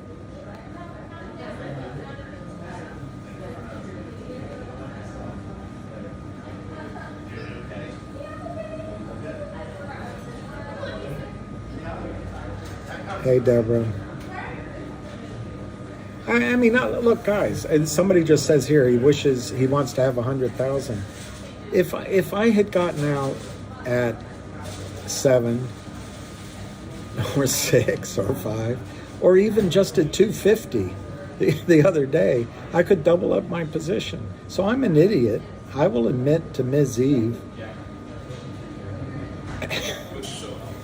I didn't do the right thing here in the short-term trading, but I didn't get into the stock to trade it. I didn't get in to trade it. If I have a different mentality when I'm trading a stock, basically what I try to do is get 60% of the move. Sometimes I get less, sometimes I get more. But in a trade, I figure, hey, if it's up, I got to leave something on the table for the next person to have. So in a trade, I would have probably gotten out. And that's the problem with my situation, Ms. Eve, is you start believing your own spit. You start thinking it's going to go up because of the squeeze, and you can't miss it. And you miss the opportunity to double up, like this gentleman was just saying. I look back on this year, Miss Eve, I could have sold out. I think in the beginning of the second quarter, I think there was a chance to sell out and buy lower. There was another chance to sell out in I'm going to say the end of the second quarter, but there were two distinct times that I could have sold. One was over 2, one was over 150, and then both times it went under well under $1, and I could have sold and bought back. I didn't do it.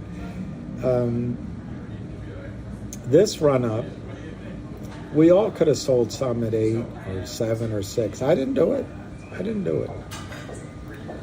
So I'm as much of I don't think that makes me a pusher.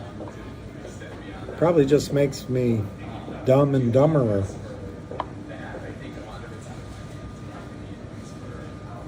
Wow, Ms. Eve, that's amazing. Is that right? You sold at $350. Nothing's wrong with that, Ms. Eve. Nothing is wrong with that. If you sold at $350, you got into COSM probably at least as good as 50 cents, maybe cheaper. So in a way, let's say you doubled in COSM. In a way, you sold at $7 your GTII. And I don't know. I think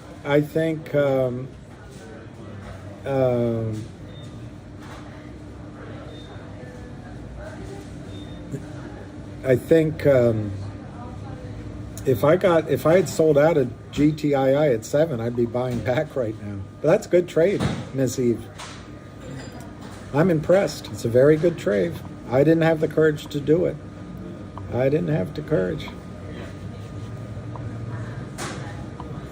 Chez Sistons.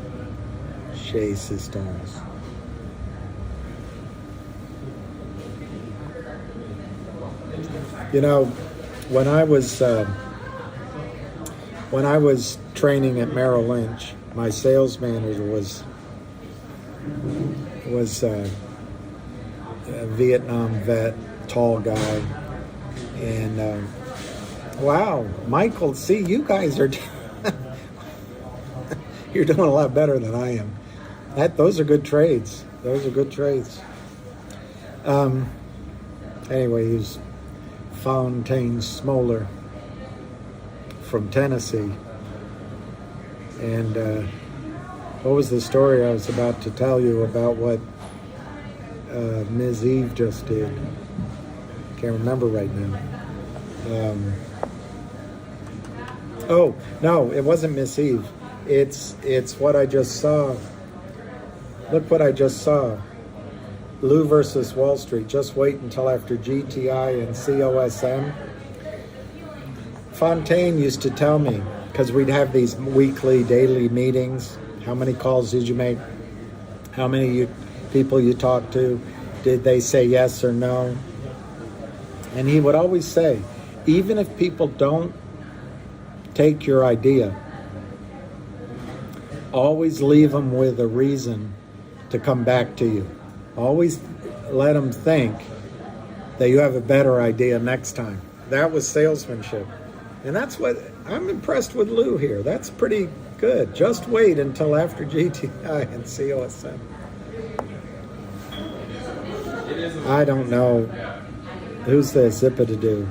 GTI is going to squeeze within 2 hours. I don't think so. But Zippa do, I don't think it's going to happen. I don't think it's going to squeeze in 2 hours. I'm not telling you to sell. Guys, I'm not telling. You got to make your own decisions. But I was just explaining one way to look at it for Miss Eve. Maybe if she sold at 350 and bought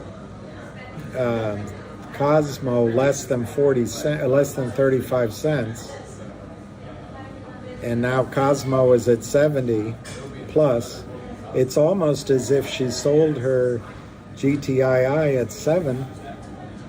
It's a really good trade. I'm impressed, Miss Eve. I think you deserve trade of the month anyway. Maybe trade of the year. I'm pretty jealous.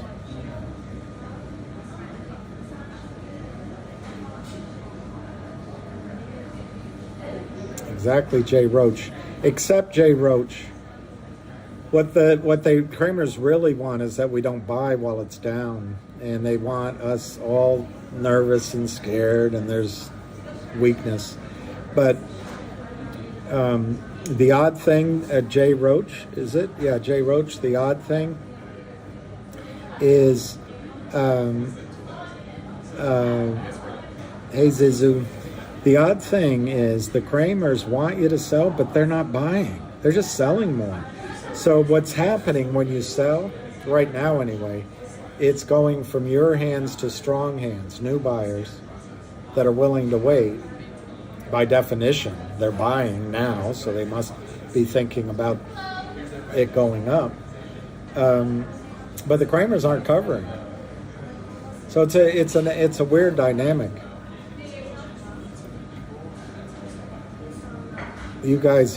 Some of you guys are great traders. I think that's great, Suzu. I think the trade I'm most impressed with is Miss Eve's right now, because when the stock was 8 or 9, a lot of people sold, but when it came down to 350, and she still sold and took action to, she saw something better in her mind, COSM, and she's making money there. It's a very impressive trade. It really is. Wow, Suzu, that's amazing. 17 cents. Thanks to Lou. Exactly, Ms. Eve. I agree with that.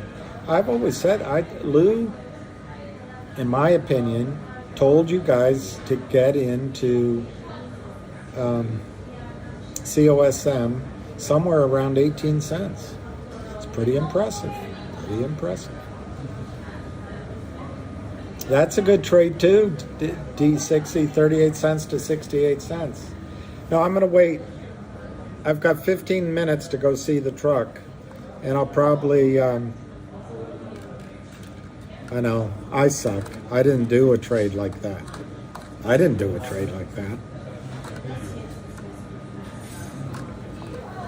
19 cents. See, and I couldn't agree with you guys more, and that's why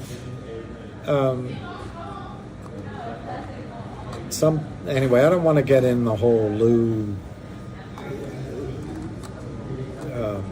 situ, except to say he did recommend it at 18 cents. So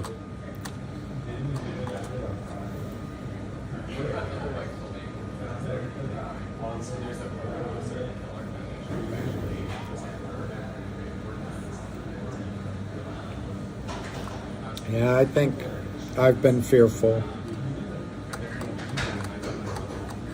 Exactly, Sergio.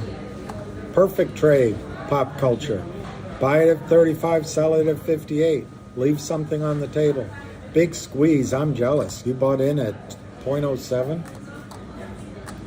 From now on, anything big squeeze says, I am not talking to.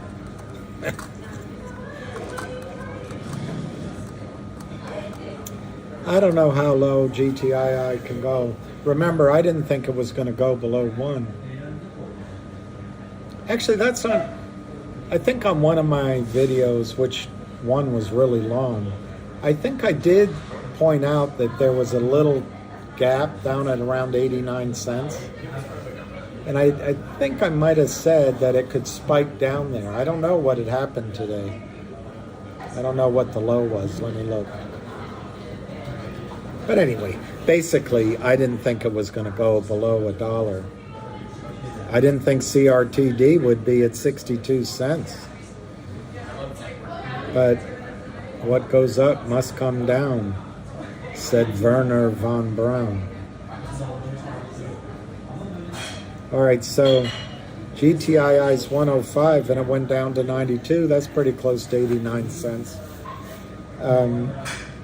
So let me look at a graph. I know I was hoping you were hoping I was wrong. Well, I was wrong. I was wrong. The problem is the charts work while all this trading goes on, but as soon as the buy-in comes, it's a chart buster. It's a chart buster.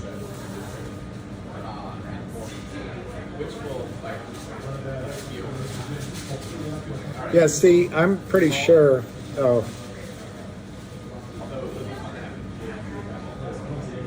Not only am I pretty sure, I know I said it on one of the calls I did. This little, I know I said it more than once.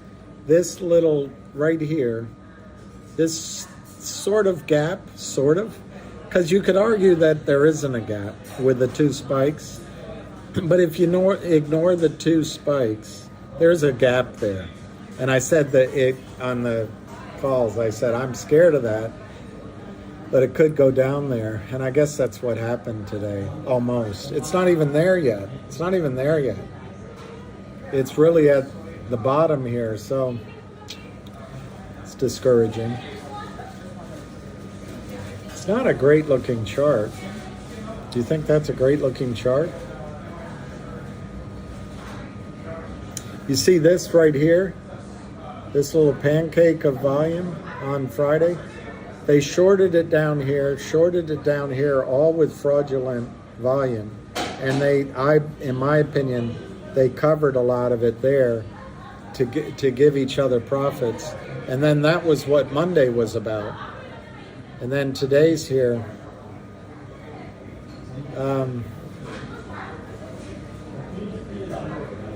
I don't see anything good with that chart.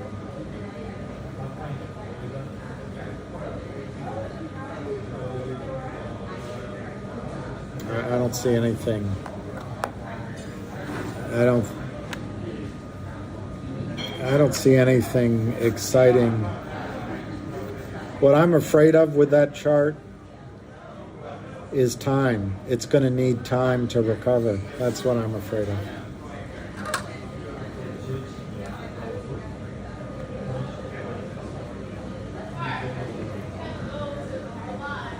On the other hand, I forget who started this little conversation that he hoped I was wrong or that I was right or something.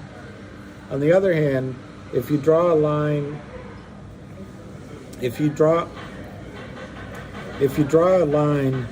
from under here all along here, and that becomes your base, it comes out to right about where the stock is on that drop. So that becomes a support level. I don't know. I don't think the chart looks great. Yeah, I know Avid did call it the big squeeze. I actually remember Avid calling it, and I said to myself, I'm only going to focus. So I've given Avid credit. And I give Luke credit. What's this? Just bought more. The tank got to me a bit, but took away a few hours to set my mind straight. Yeah, good. I think, look, worst case, I think there'll be a snapback in GTII, and you can get out on an average price if you want to. I don't. Yeah, that's where I saw. Okay, that's where I saw CLNV. I thought I saw it before. Okay.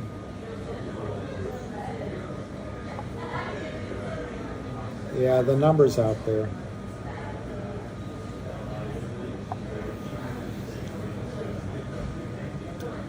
Unfortunately,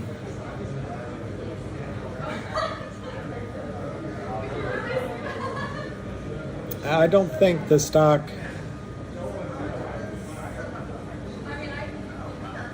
Well, that's right, Spiny, and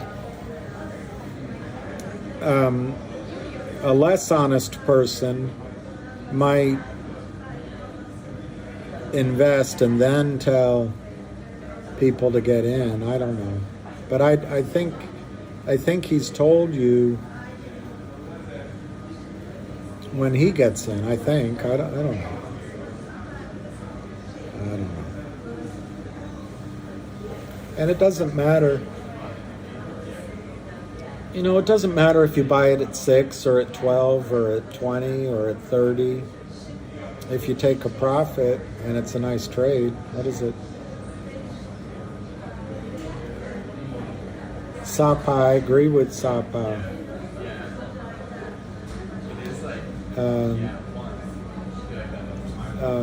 I don't trust the markets, and I'd rather be out of this GTI trade. It was depressing last night.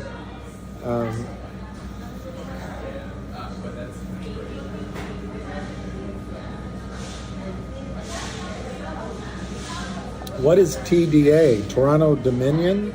TDA. TDA. Unless it means something. Avid's website is called, his YouTube is called Avid Trader. Yeah, I don't know who Noon is. If I ever met Noon, I'd trust him. Christopher Noon. Oh, TD Ameritrade. So he can just borrow unlimited funds? That'd be nice. Jeff, I can't speak for anyone else. I'm in it for the squeeze. And even for me, who tells you guys not to get discouraged by the price, it makes me feel like what's going to happen? It's at 108. You know, yeah, I have that too. Ham does not have a YouTube. Oh, it's his bank. I see.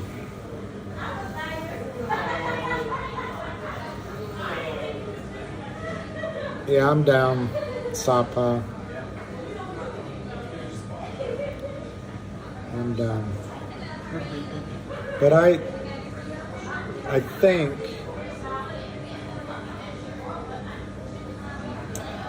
I'm being rational and not selling. I mean, this is all fraudulent selling. This is a guy in an office that is the headquarters of 100 LLCs saying, oh, that stock's not worth it, but he says it about all his stocks. He doesn't do any research. He says, just sell it off. And here we are saying, oh, he must be right. It's only worth $1.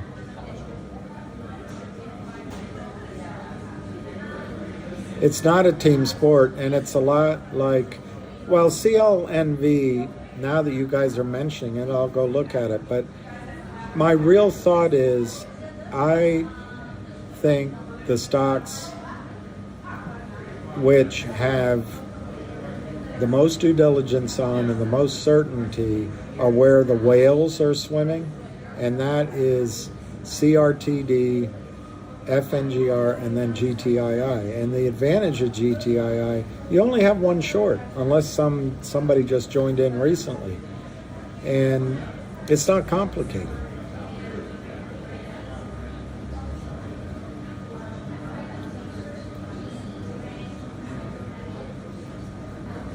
Well, I know, Jeff, but one of the problems with the stock market is, just to use the example, where is it right now?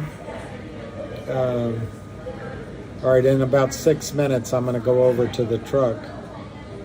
But the stock right now is 105. Wow, 3 million fake shares traded, unless some of you sold. It's 105. Now it's 109.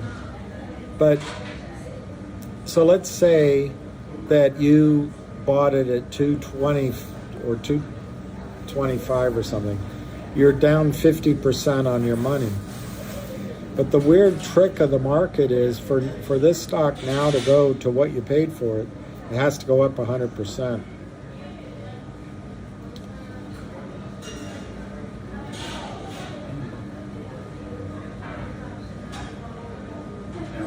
I don't see the Kramer's covering. I think what is happening is that the Kramer's buddies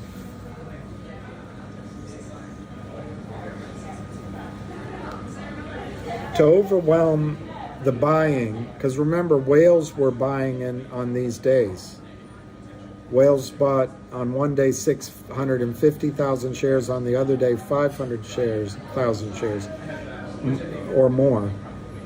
To overcome that buying, they had to sell false, non-existent shares, and they had to get it done through different market makers and different LLCs.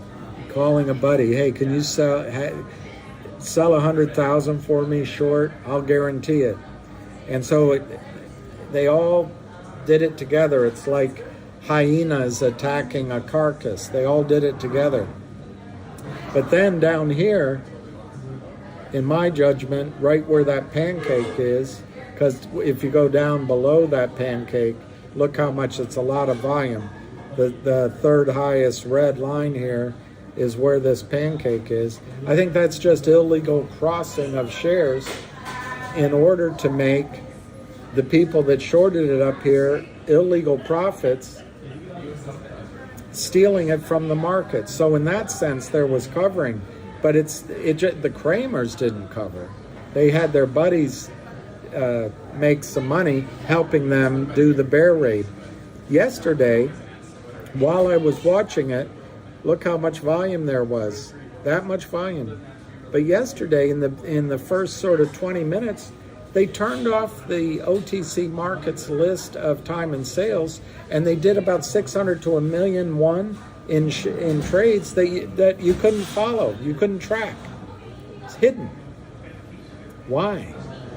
Because they were trying, either people up here that had sold or in the morning had sold, they were trying to cross and pay off each other. It's all fraud. And the fact that the OTC markets blocked that sort of 15 to 20 minute window leads me to believe that a prime broker was involved. And you're going to say, oh, it's all conspiracy theory. But I don't think there's any conspiracy theory you can have about the United States financial markets that's not wrong.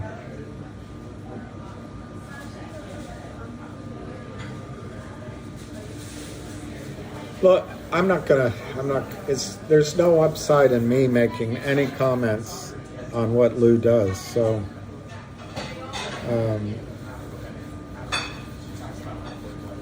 I don't know where Lou is.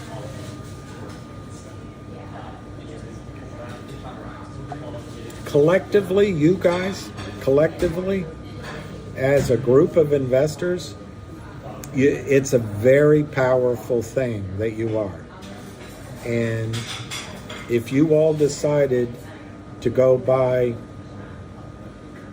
Kim Kardashian's new perfume, newly created perfume, it would probably double in price in the first hour. If you decided to go buy tickets to the latest Taylor Swift concert, if she's still in vogue, they'd probably triple. If you decided to buy pictures of Britney Spears, they probably still wouldn't go up. But you get my point.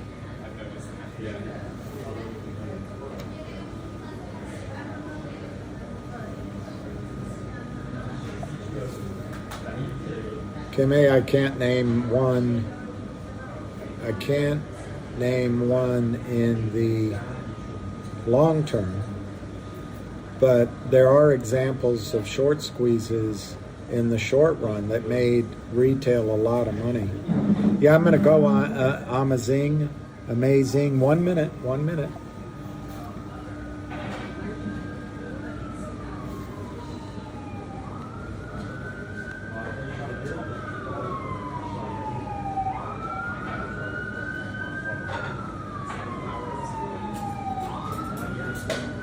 I agree with that, Michael Hernandez. I know, Andrew, but that on the, I think Lou has information, and I think Lou has a more jaundiced eye for people, and I say in the politest way, I think Lou's a little more cutthroat in trading, and he's sharing it with you. He's sharing that with you. So I'm the first to admit that I don't have the killer instinct. And I'm not saying it's a bad instinct to have either. I'm just saying people are different. People are different.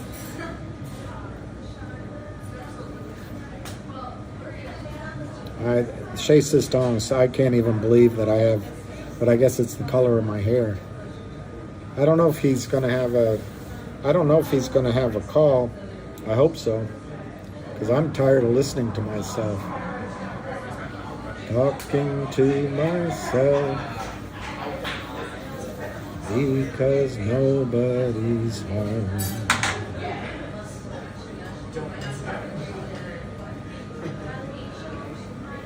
OTC Pimpin', that's exactly right. The one thing that Lou, Avid, Ham, and others are teaching you is this fraud that goes on. And you'll never forget it. Particularly if you lose money, you'll never forget it. And it'll make you wonder if you'll vote for certain politicians again. Oh. Amazing. The Ram. Is that Aries or Taurus? The Ram is Aries.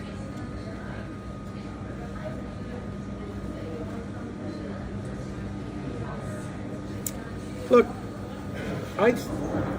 I'm sure a lot of people didn't sell GTII and bought COSM, then didn't sell GTII. We don't know how much people sold GTII.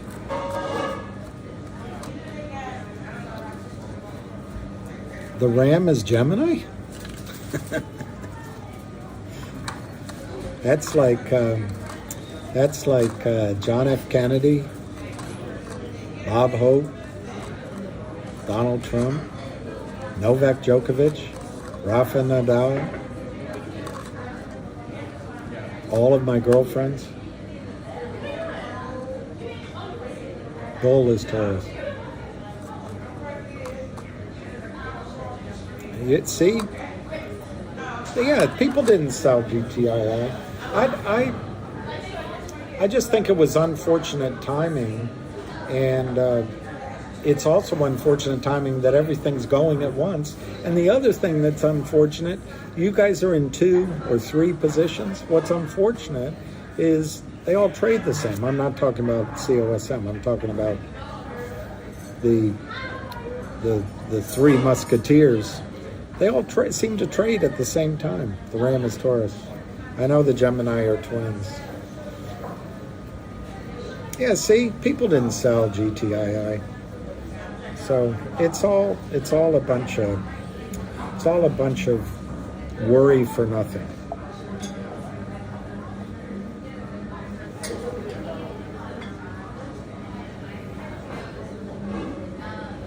I know, Millennial. The hardest thing, I've said it to you guys, it's easier to buy right than sell right. It's just so difficult to sell at the right price or the right time. But see, Krypton, I think what you're doing, buying it at 1, if we are correct in our thesis about the short squeeze, you'll have a chance now. You've averaged down probably. You'll have a chance either, if you just want to get out, sell at a lower price, but you'll have a chance to sell those 600 shares. I don't know. Pick a price, $25, $50, while you hang on with the rest for higher prices. 3 million isn't legit. You know what bugs me? What really bugs me is these bullies.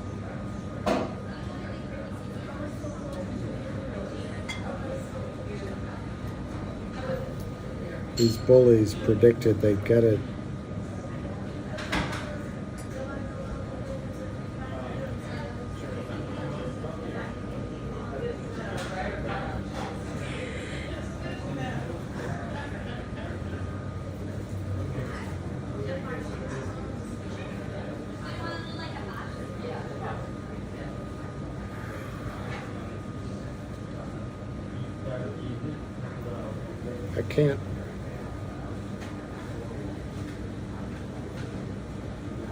I can't show you the whole thing, but this is what they said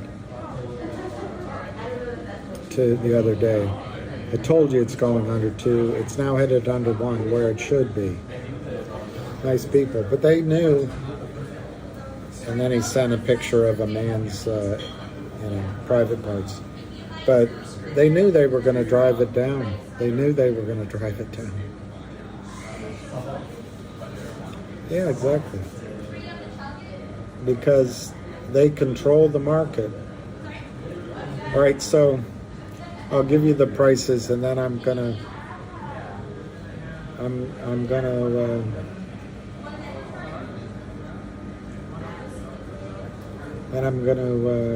go to the SEC. GTII is, sometimes you have bad timing.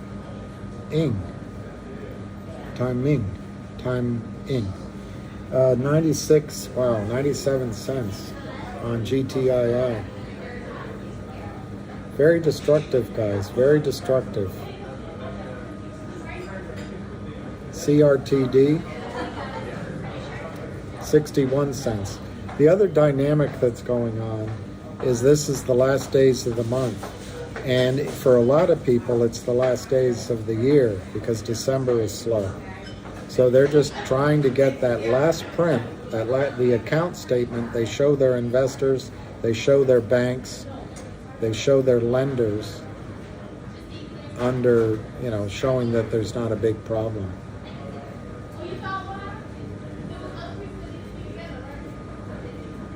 COSM is 64.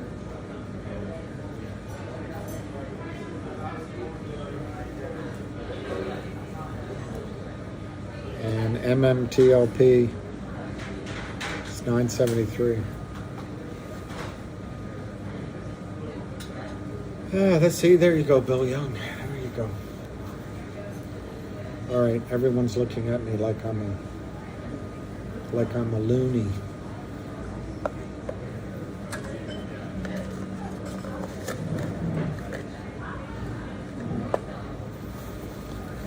It is overwhelming.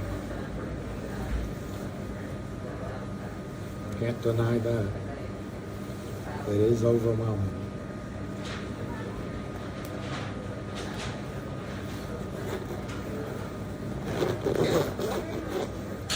But if you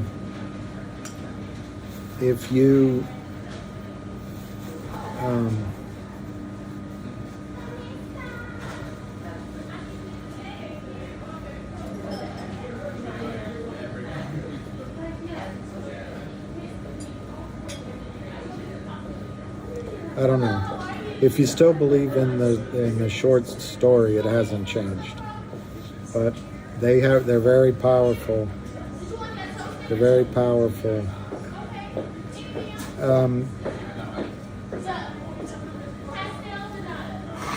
I don't know where Lou is. Somebody said he might have an operation or a hospital or something medical. I don't know. But what's the news, Greg? Is it that the CEO is buying shares because he got a lot of warrants down at 12 cents?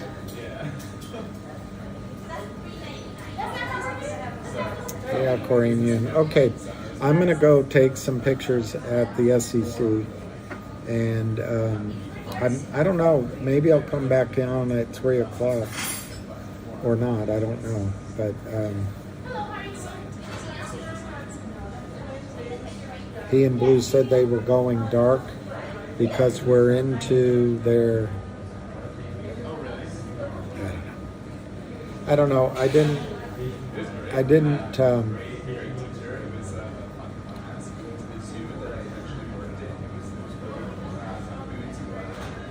that Basher said that these are the long, tedious, boring live streams. Maybe they are, but I'm not doing it about Lou or about me or about him or about Avid.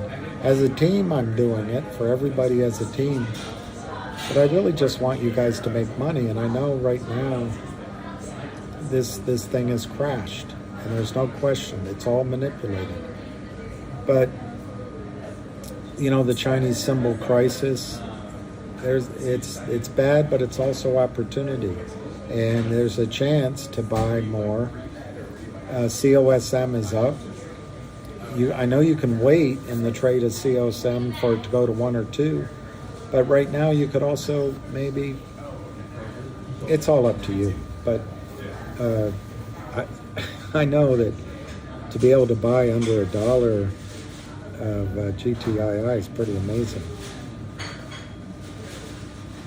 93 cents. Thank you, Keith. That's probably a good target. 93 cents on the bottom.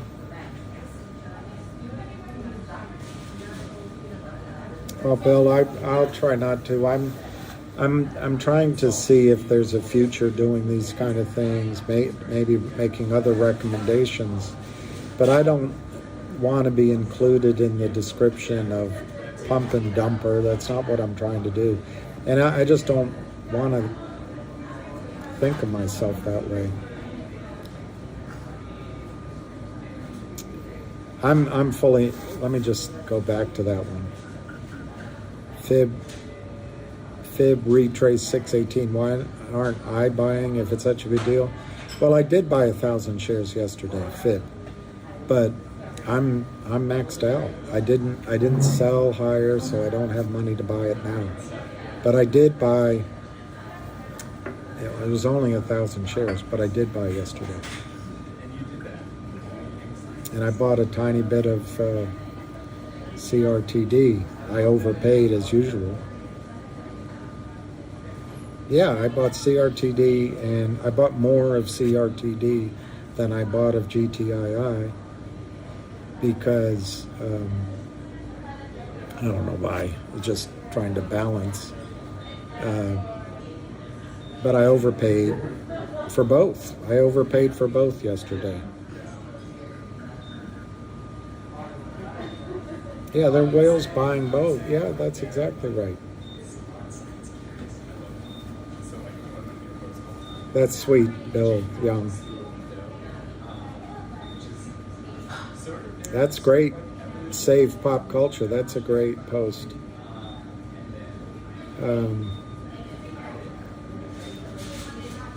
Finger is squeezing. Oh no, I'm not. I'm not. God. I didn't mean. I'm not. Oh, wordy. I was just worried that you would think 1,000 is too little. I'm not trying to. I'm not trying to flex. I'm not trying to flex at all. but I did do it, 1,000 shares. But I just afraid you'd think that was too small, that's all. I'm not trying to flex. Finger's going up. Maybe Finger has new news. Let's see if there's news. Remember that guy bought 10% of Finger and he announced it. He's not going away. And there's only 4 million shares in the float. Let's see what the news is. I'm not getting anything.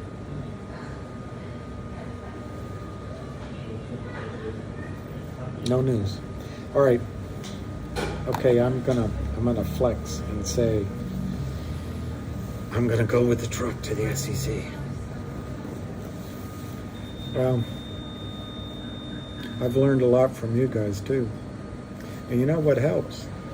A lot of you guys have a lot more knowledge than I do on charts and on these stocks and on everything. So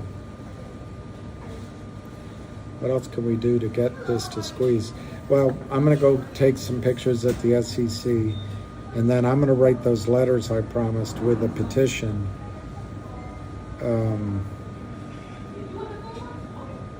I don't know if I should wait for 1,000 signatures or just to go ahead. I think I'm just going to go ahead and do it. And I'll get those out this week, and I'll let you know when I send them. There will be news on GTII, and there are buyers in GTII, but I don't know, other than that, I don't know what we can do. All right, Amneco. Upstream is coming. Oh, could I talk to that guy at Upstream? Yeah, I mean, I want to talk to him about other things, but even if he hinted at something that was non-public, I wouldn't tell it on this stream. So we're kind of stuck. We're kind of stuck with what the rules are. You can't give non-public information out. Yeah, I'm at 14th. No, I'm at 13th and 13th and K right now. I used to work at 13th and I right there. And 14th and I is where, when I was really young, one time, a guy took me, there were strip clubs, I remember, because it shocked me. But, the other thing, often, I go to 14th and P when I have to. That's a joke. All right.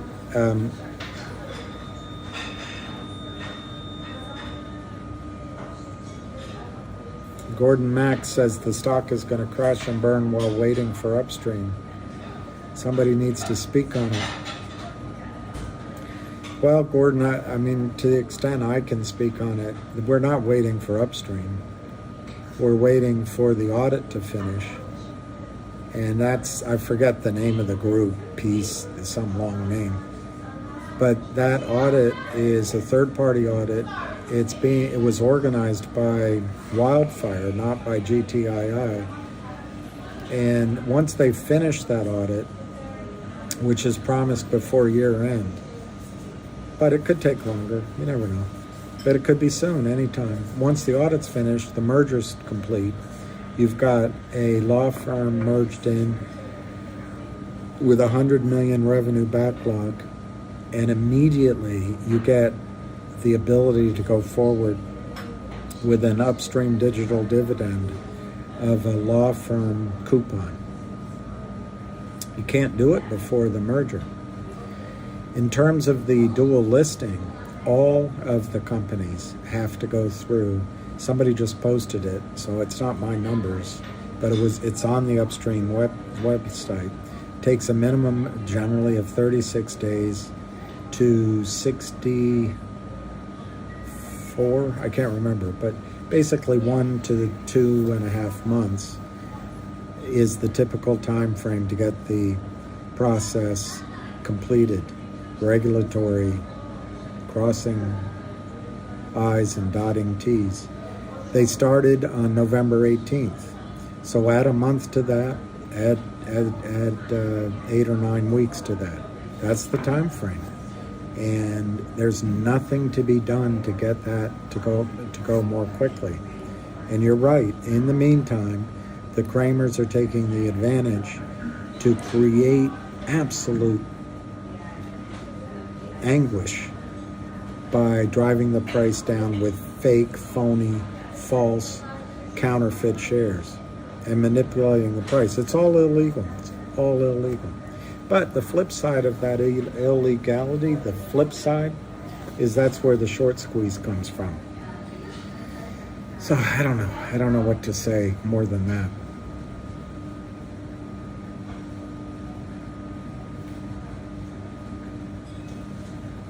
That's right. Nobody knows.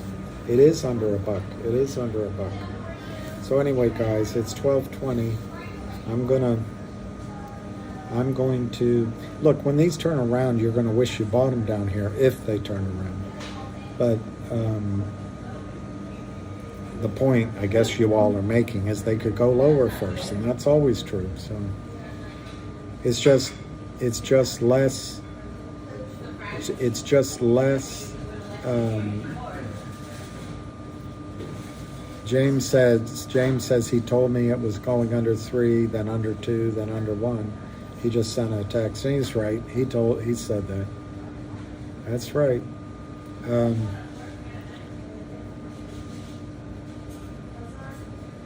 It's less risk to buy it at $1 than at $7 by definition. So, anyway, I'm gonna.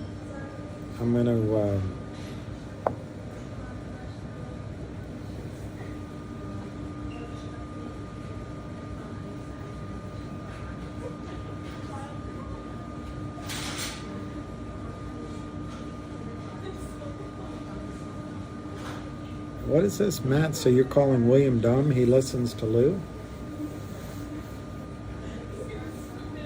I don't think Matt was calling me dumb. But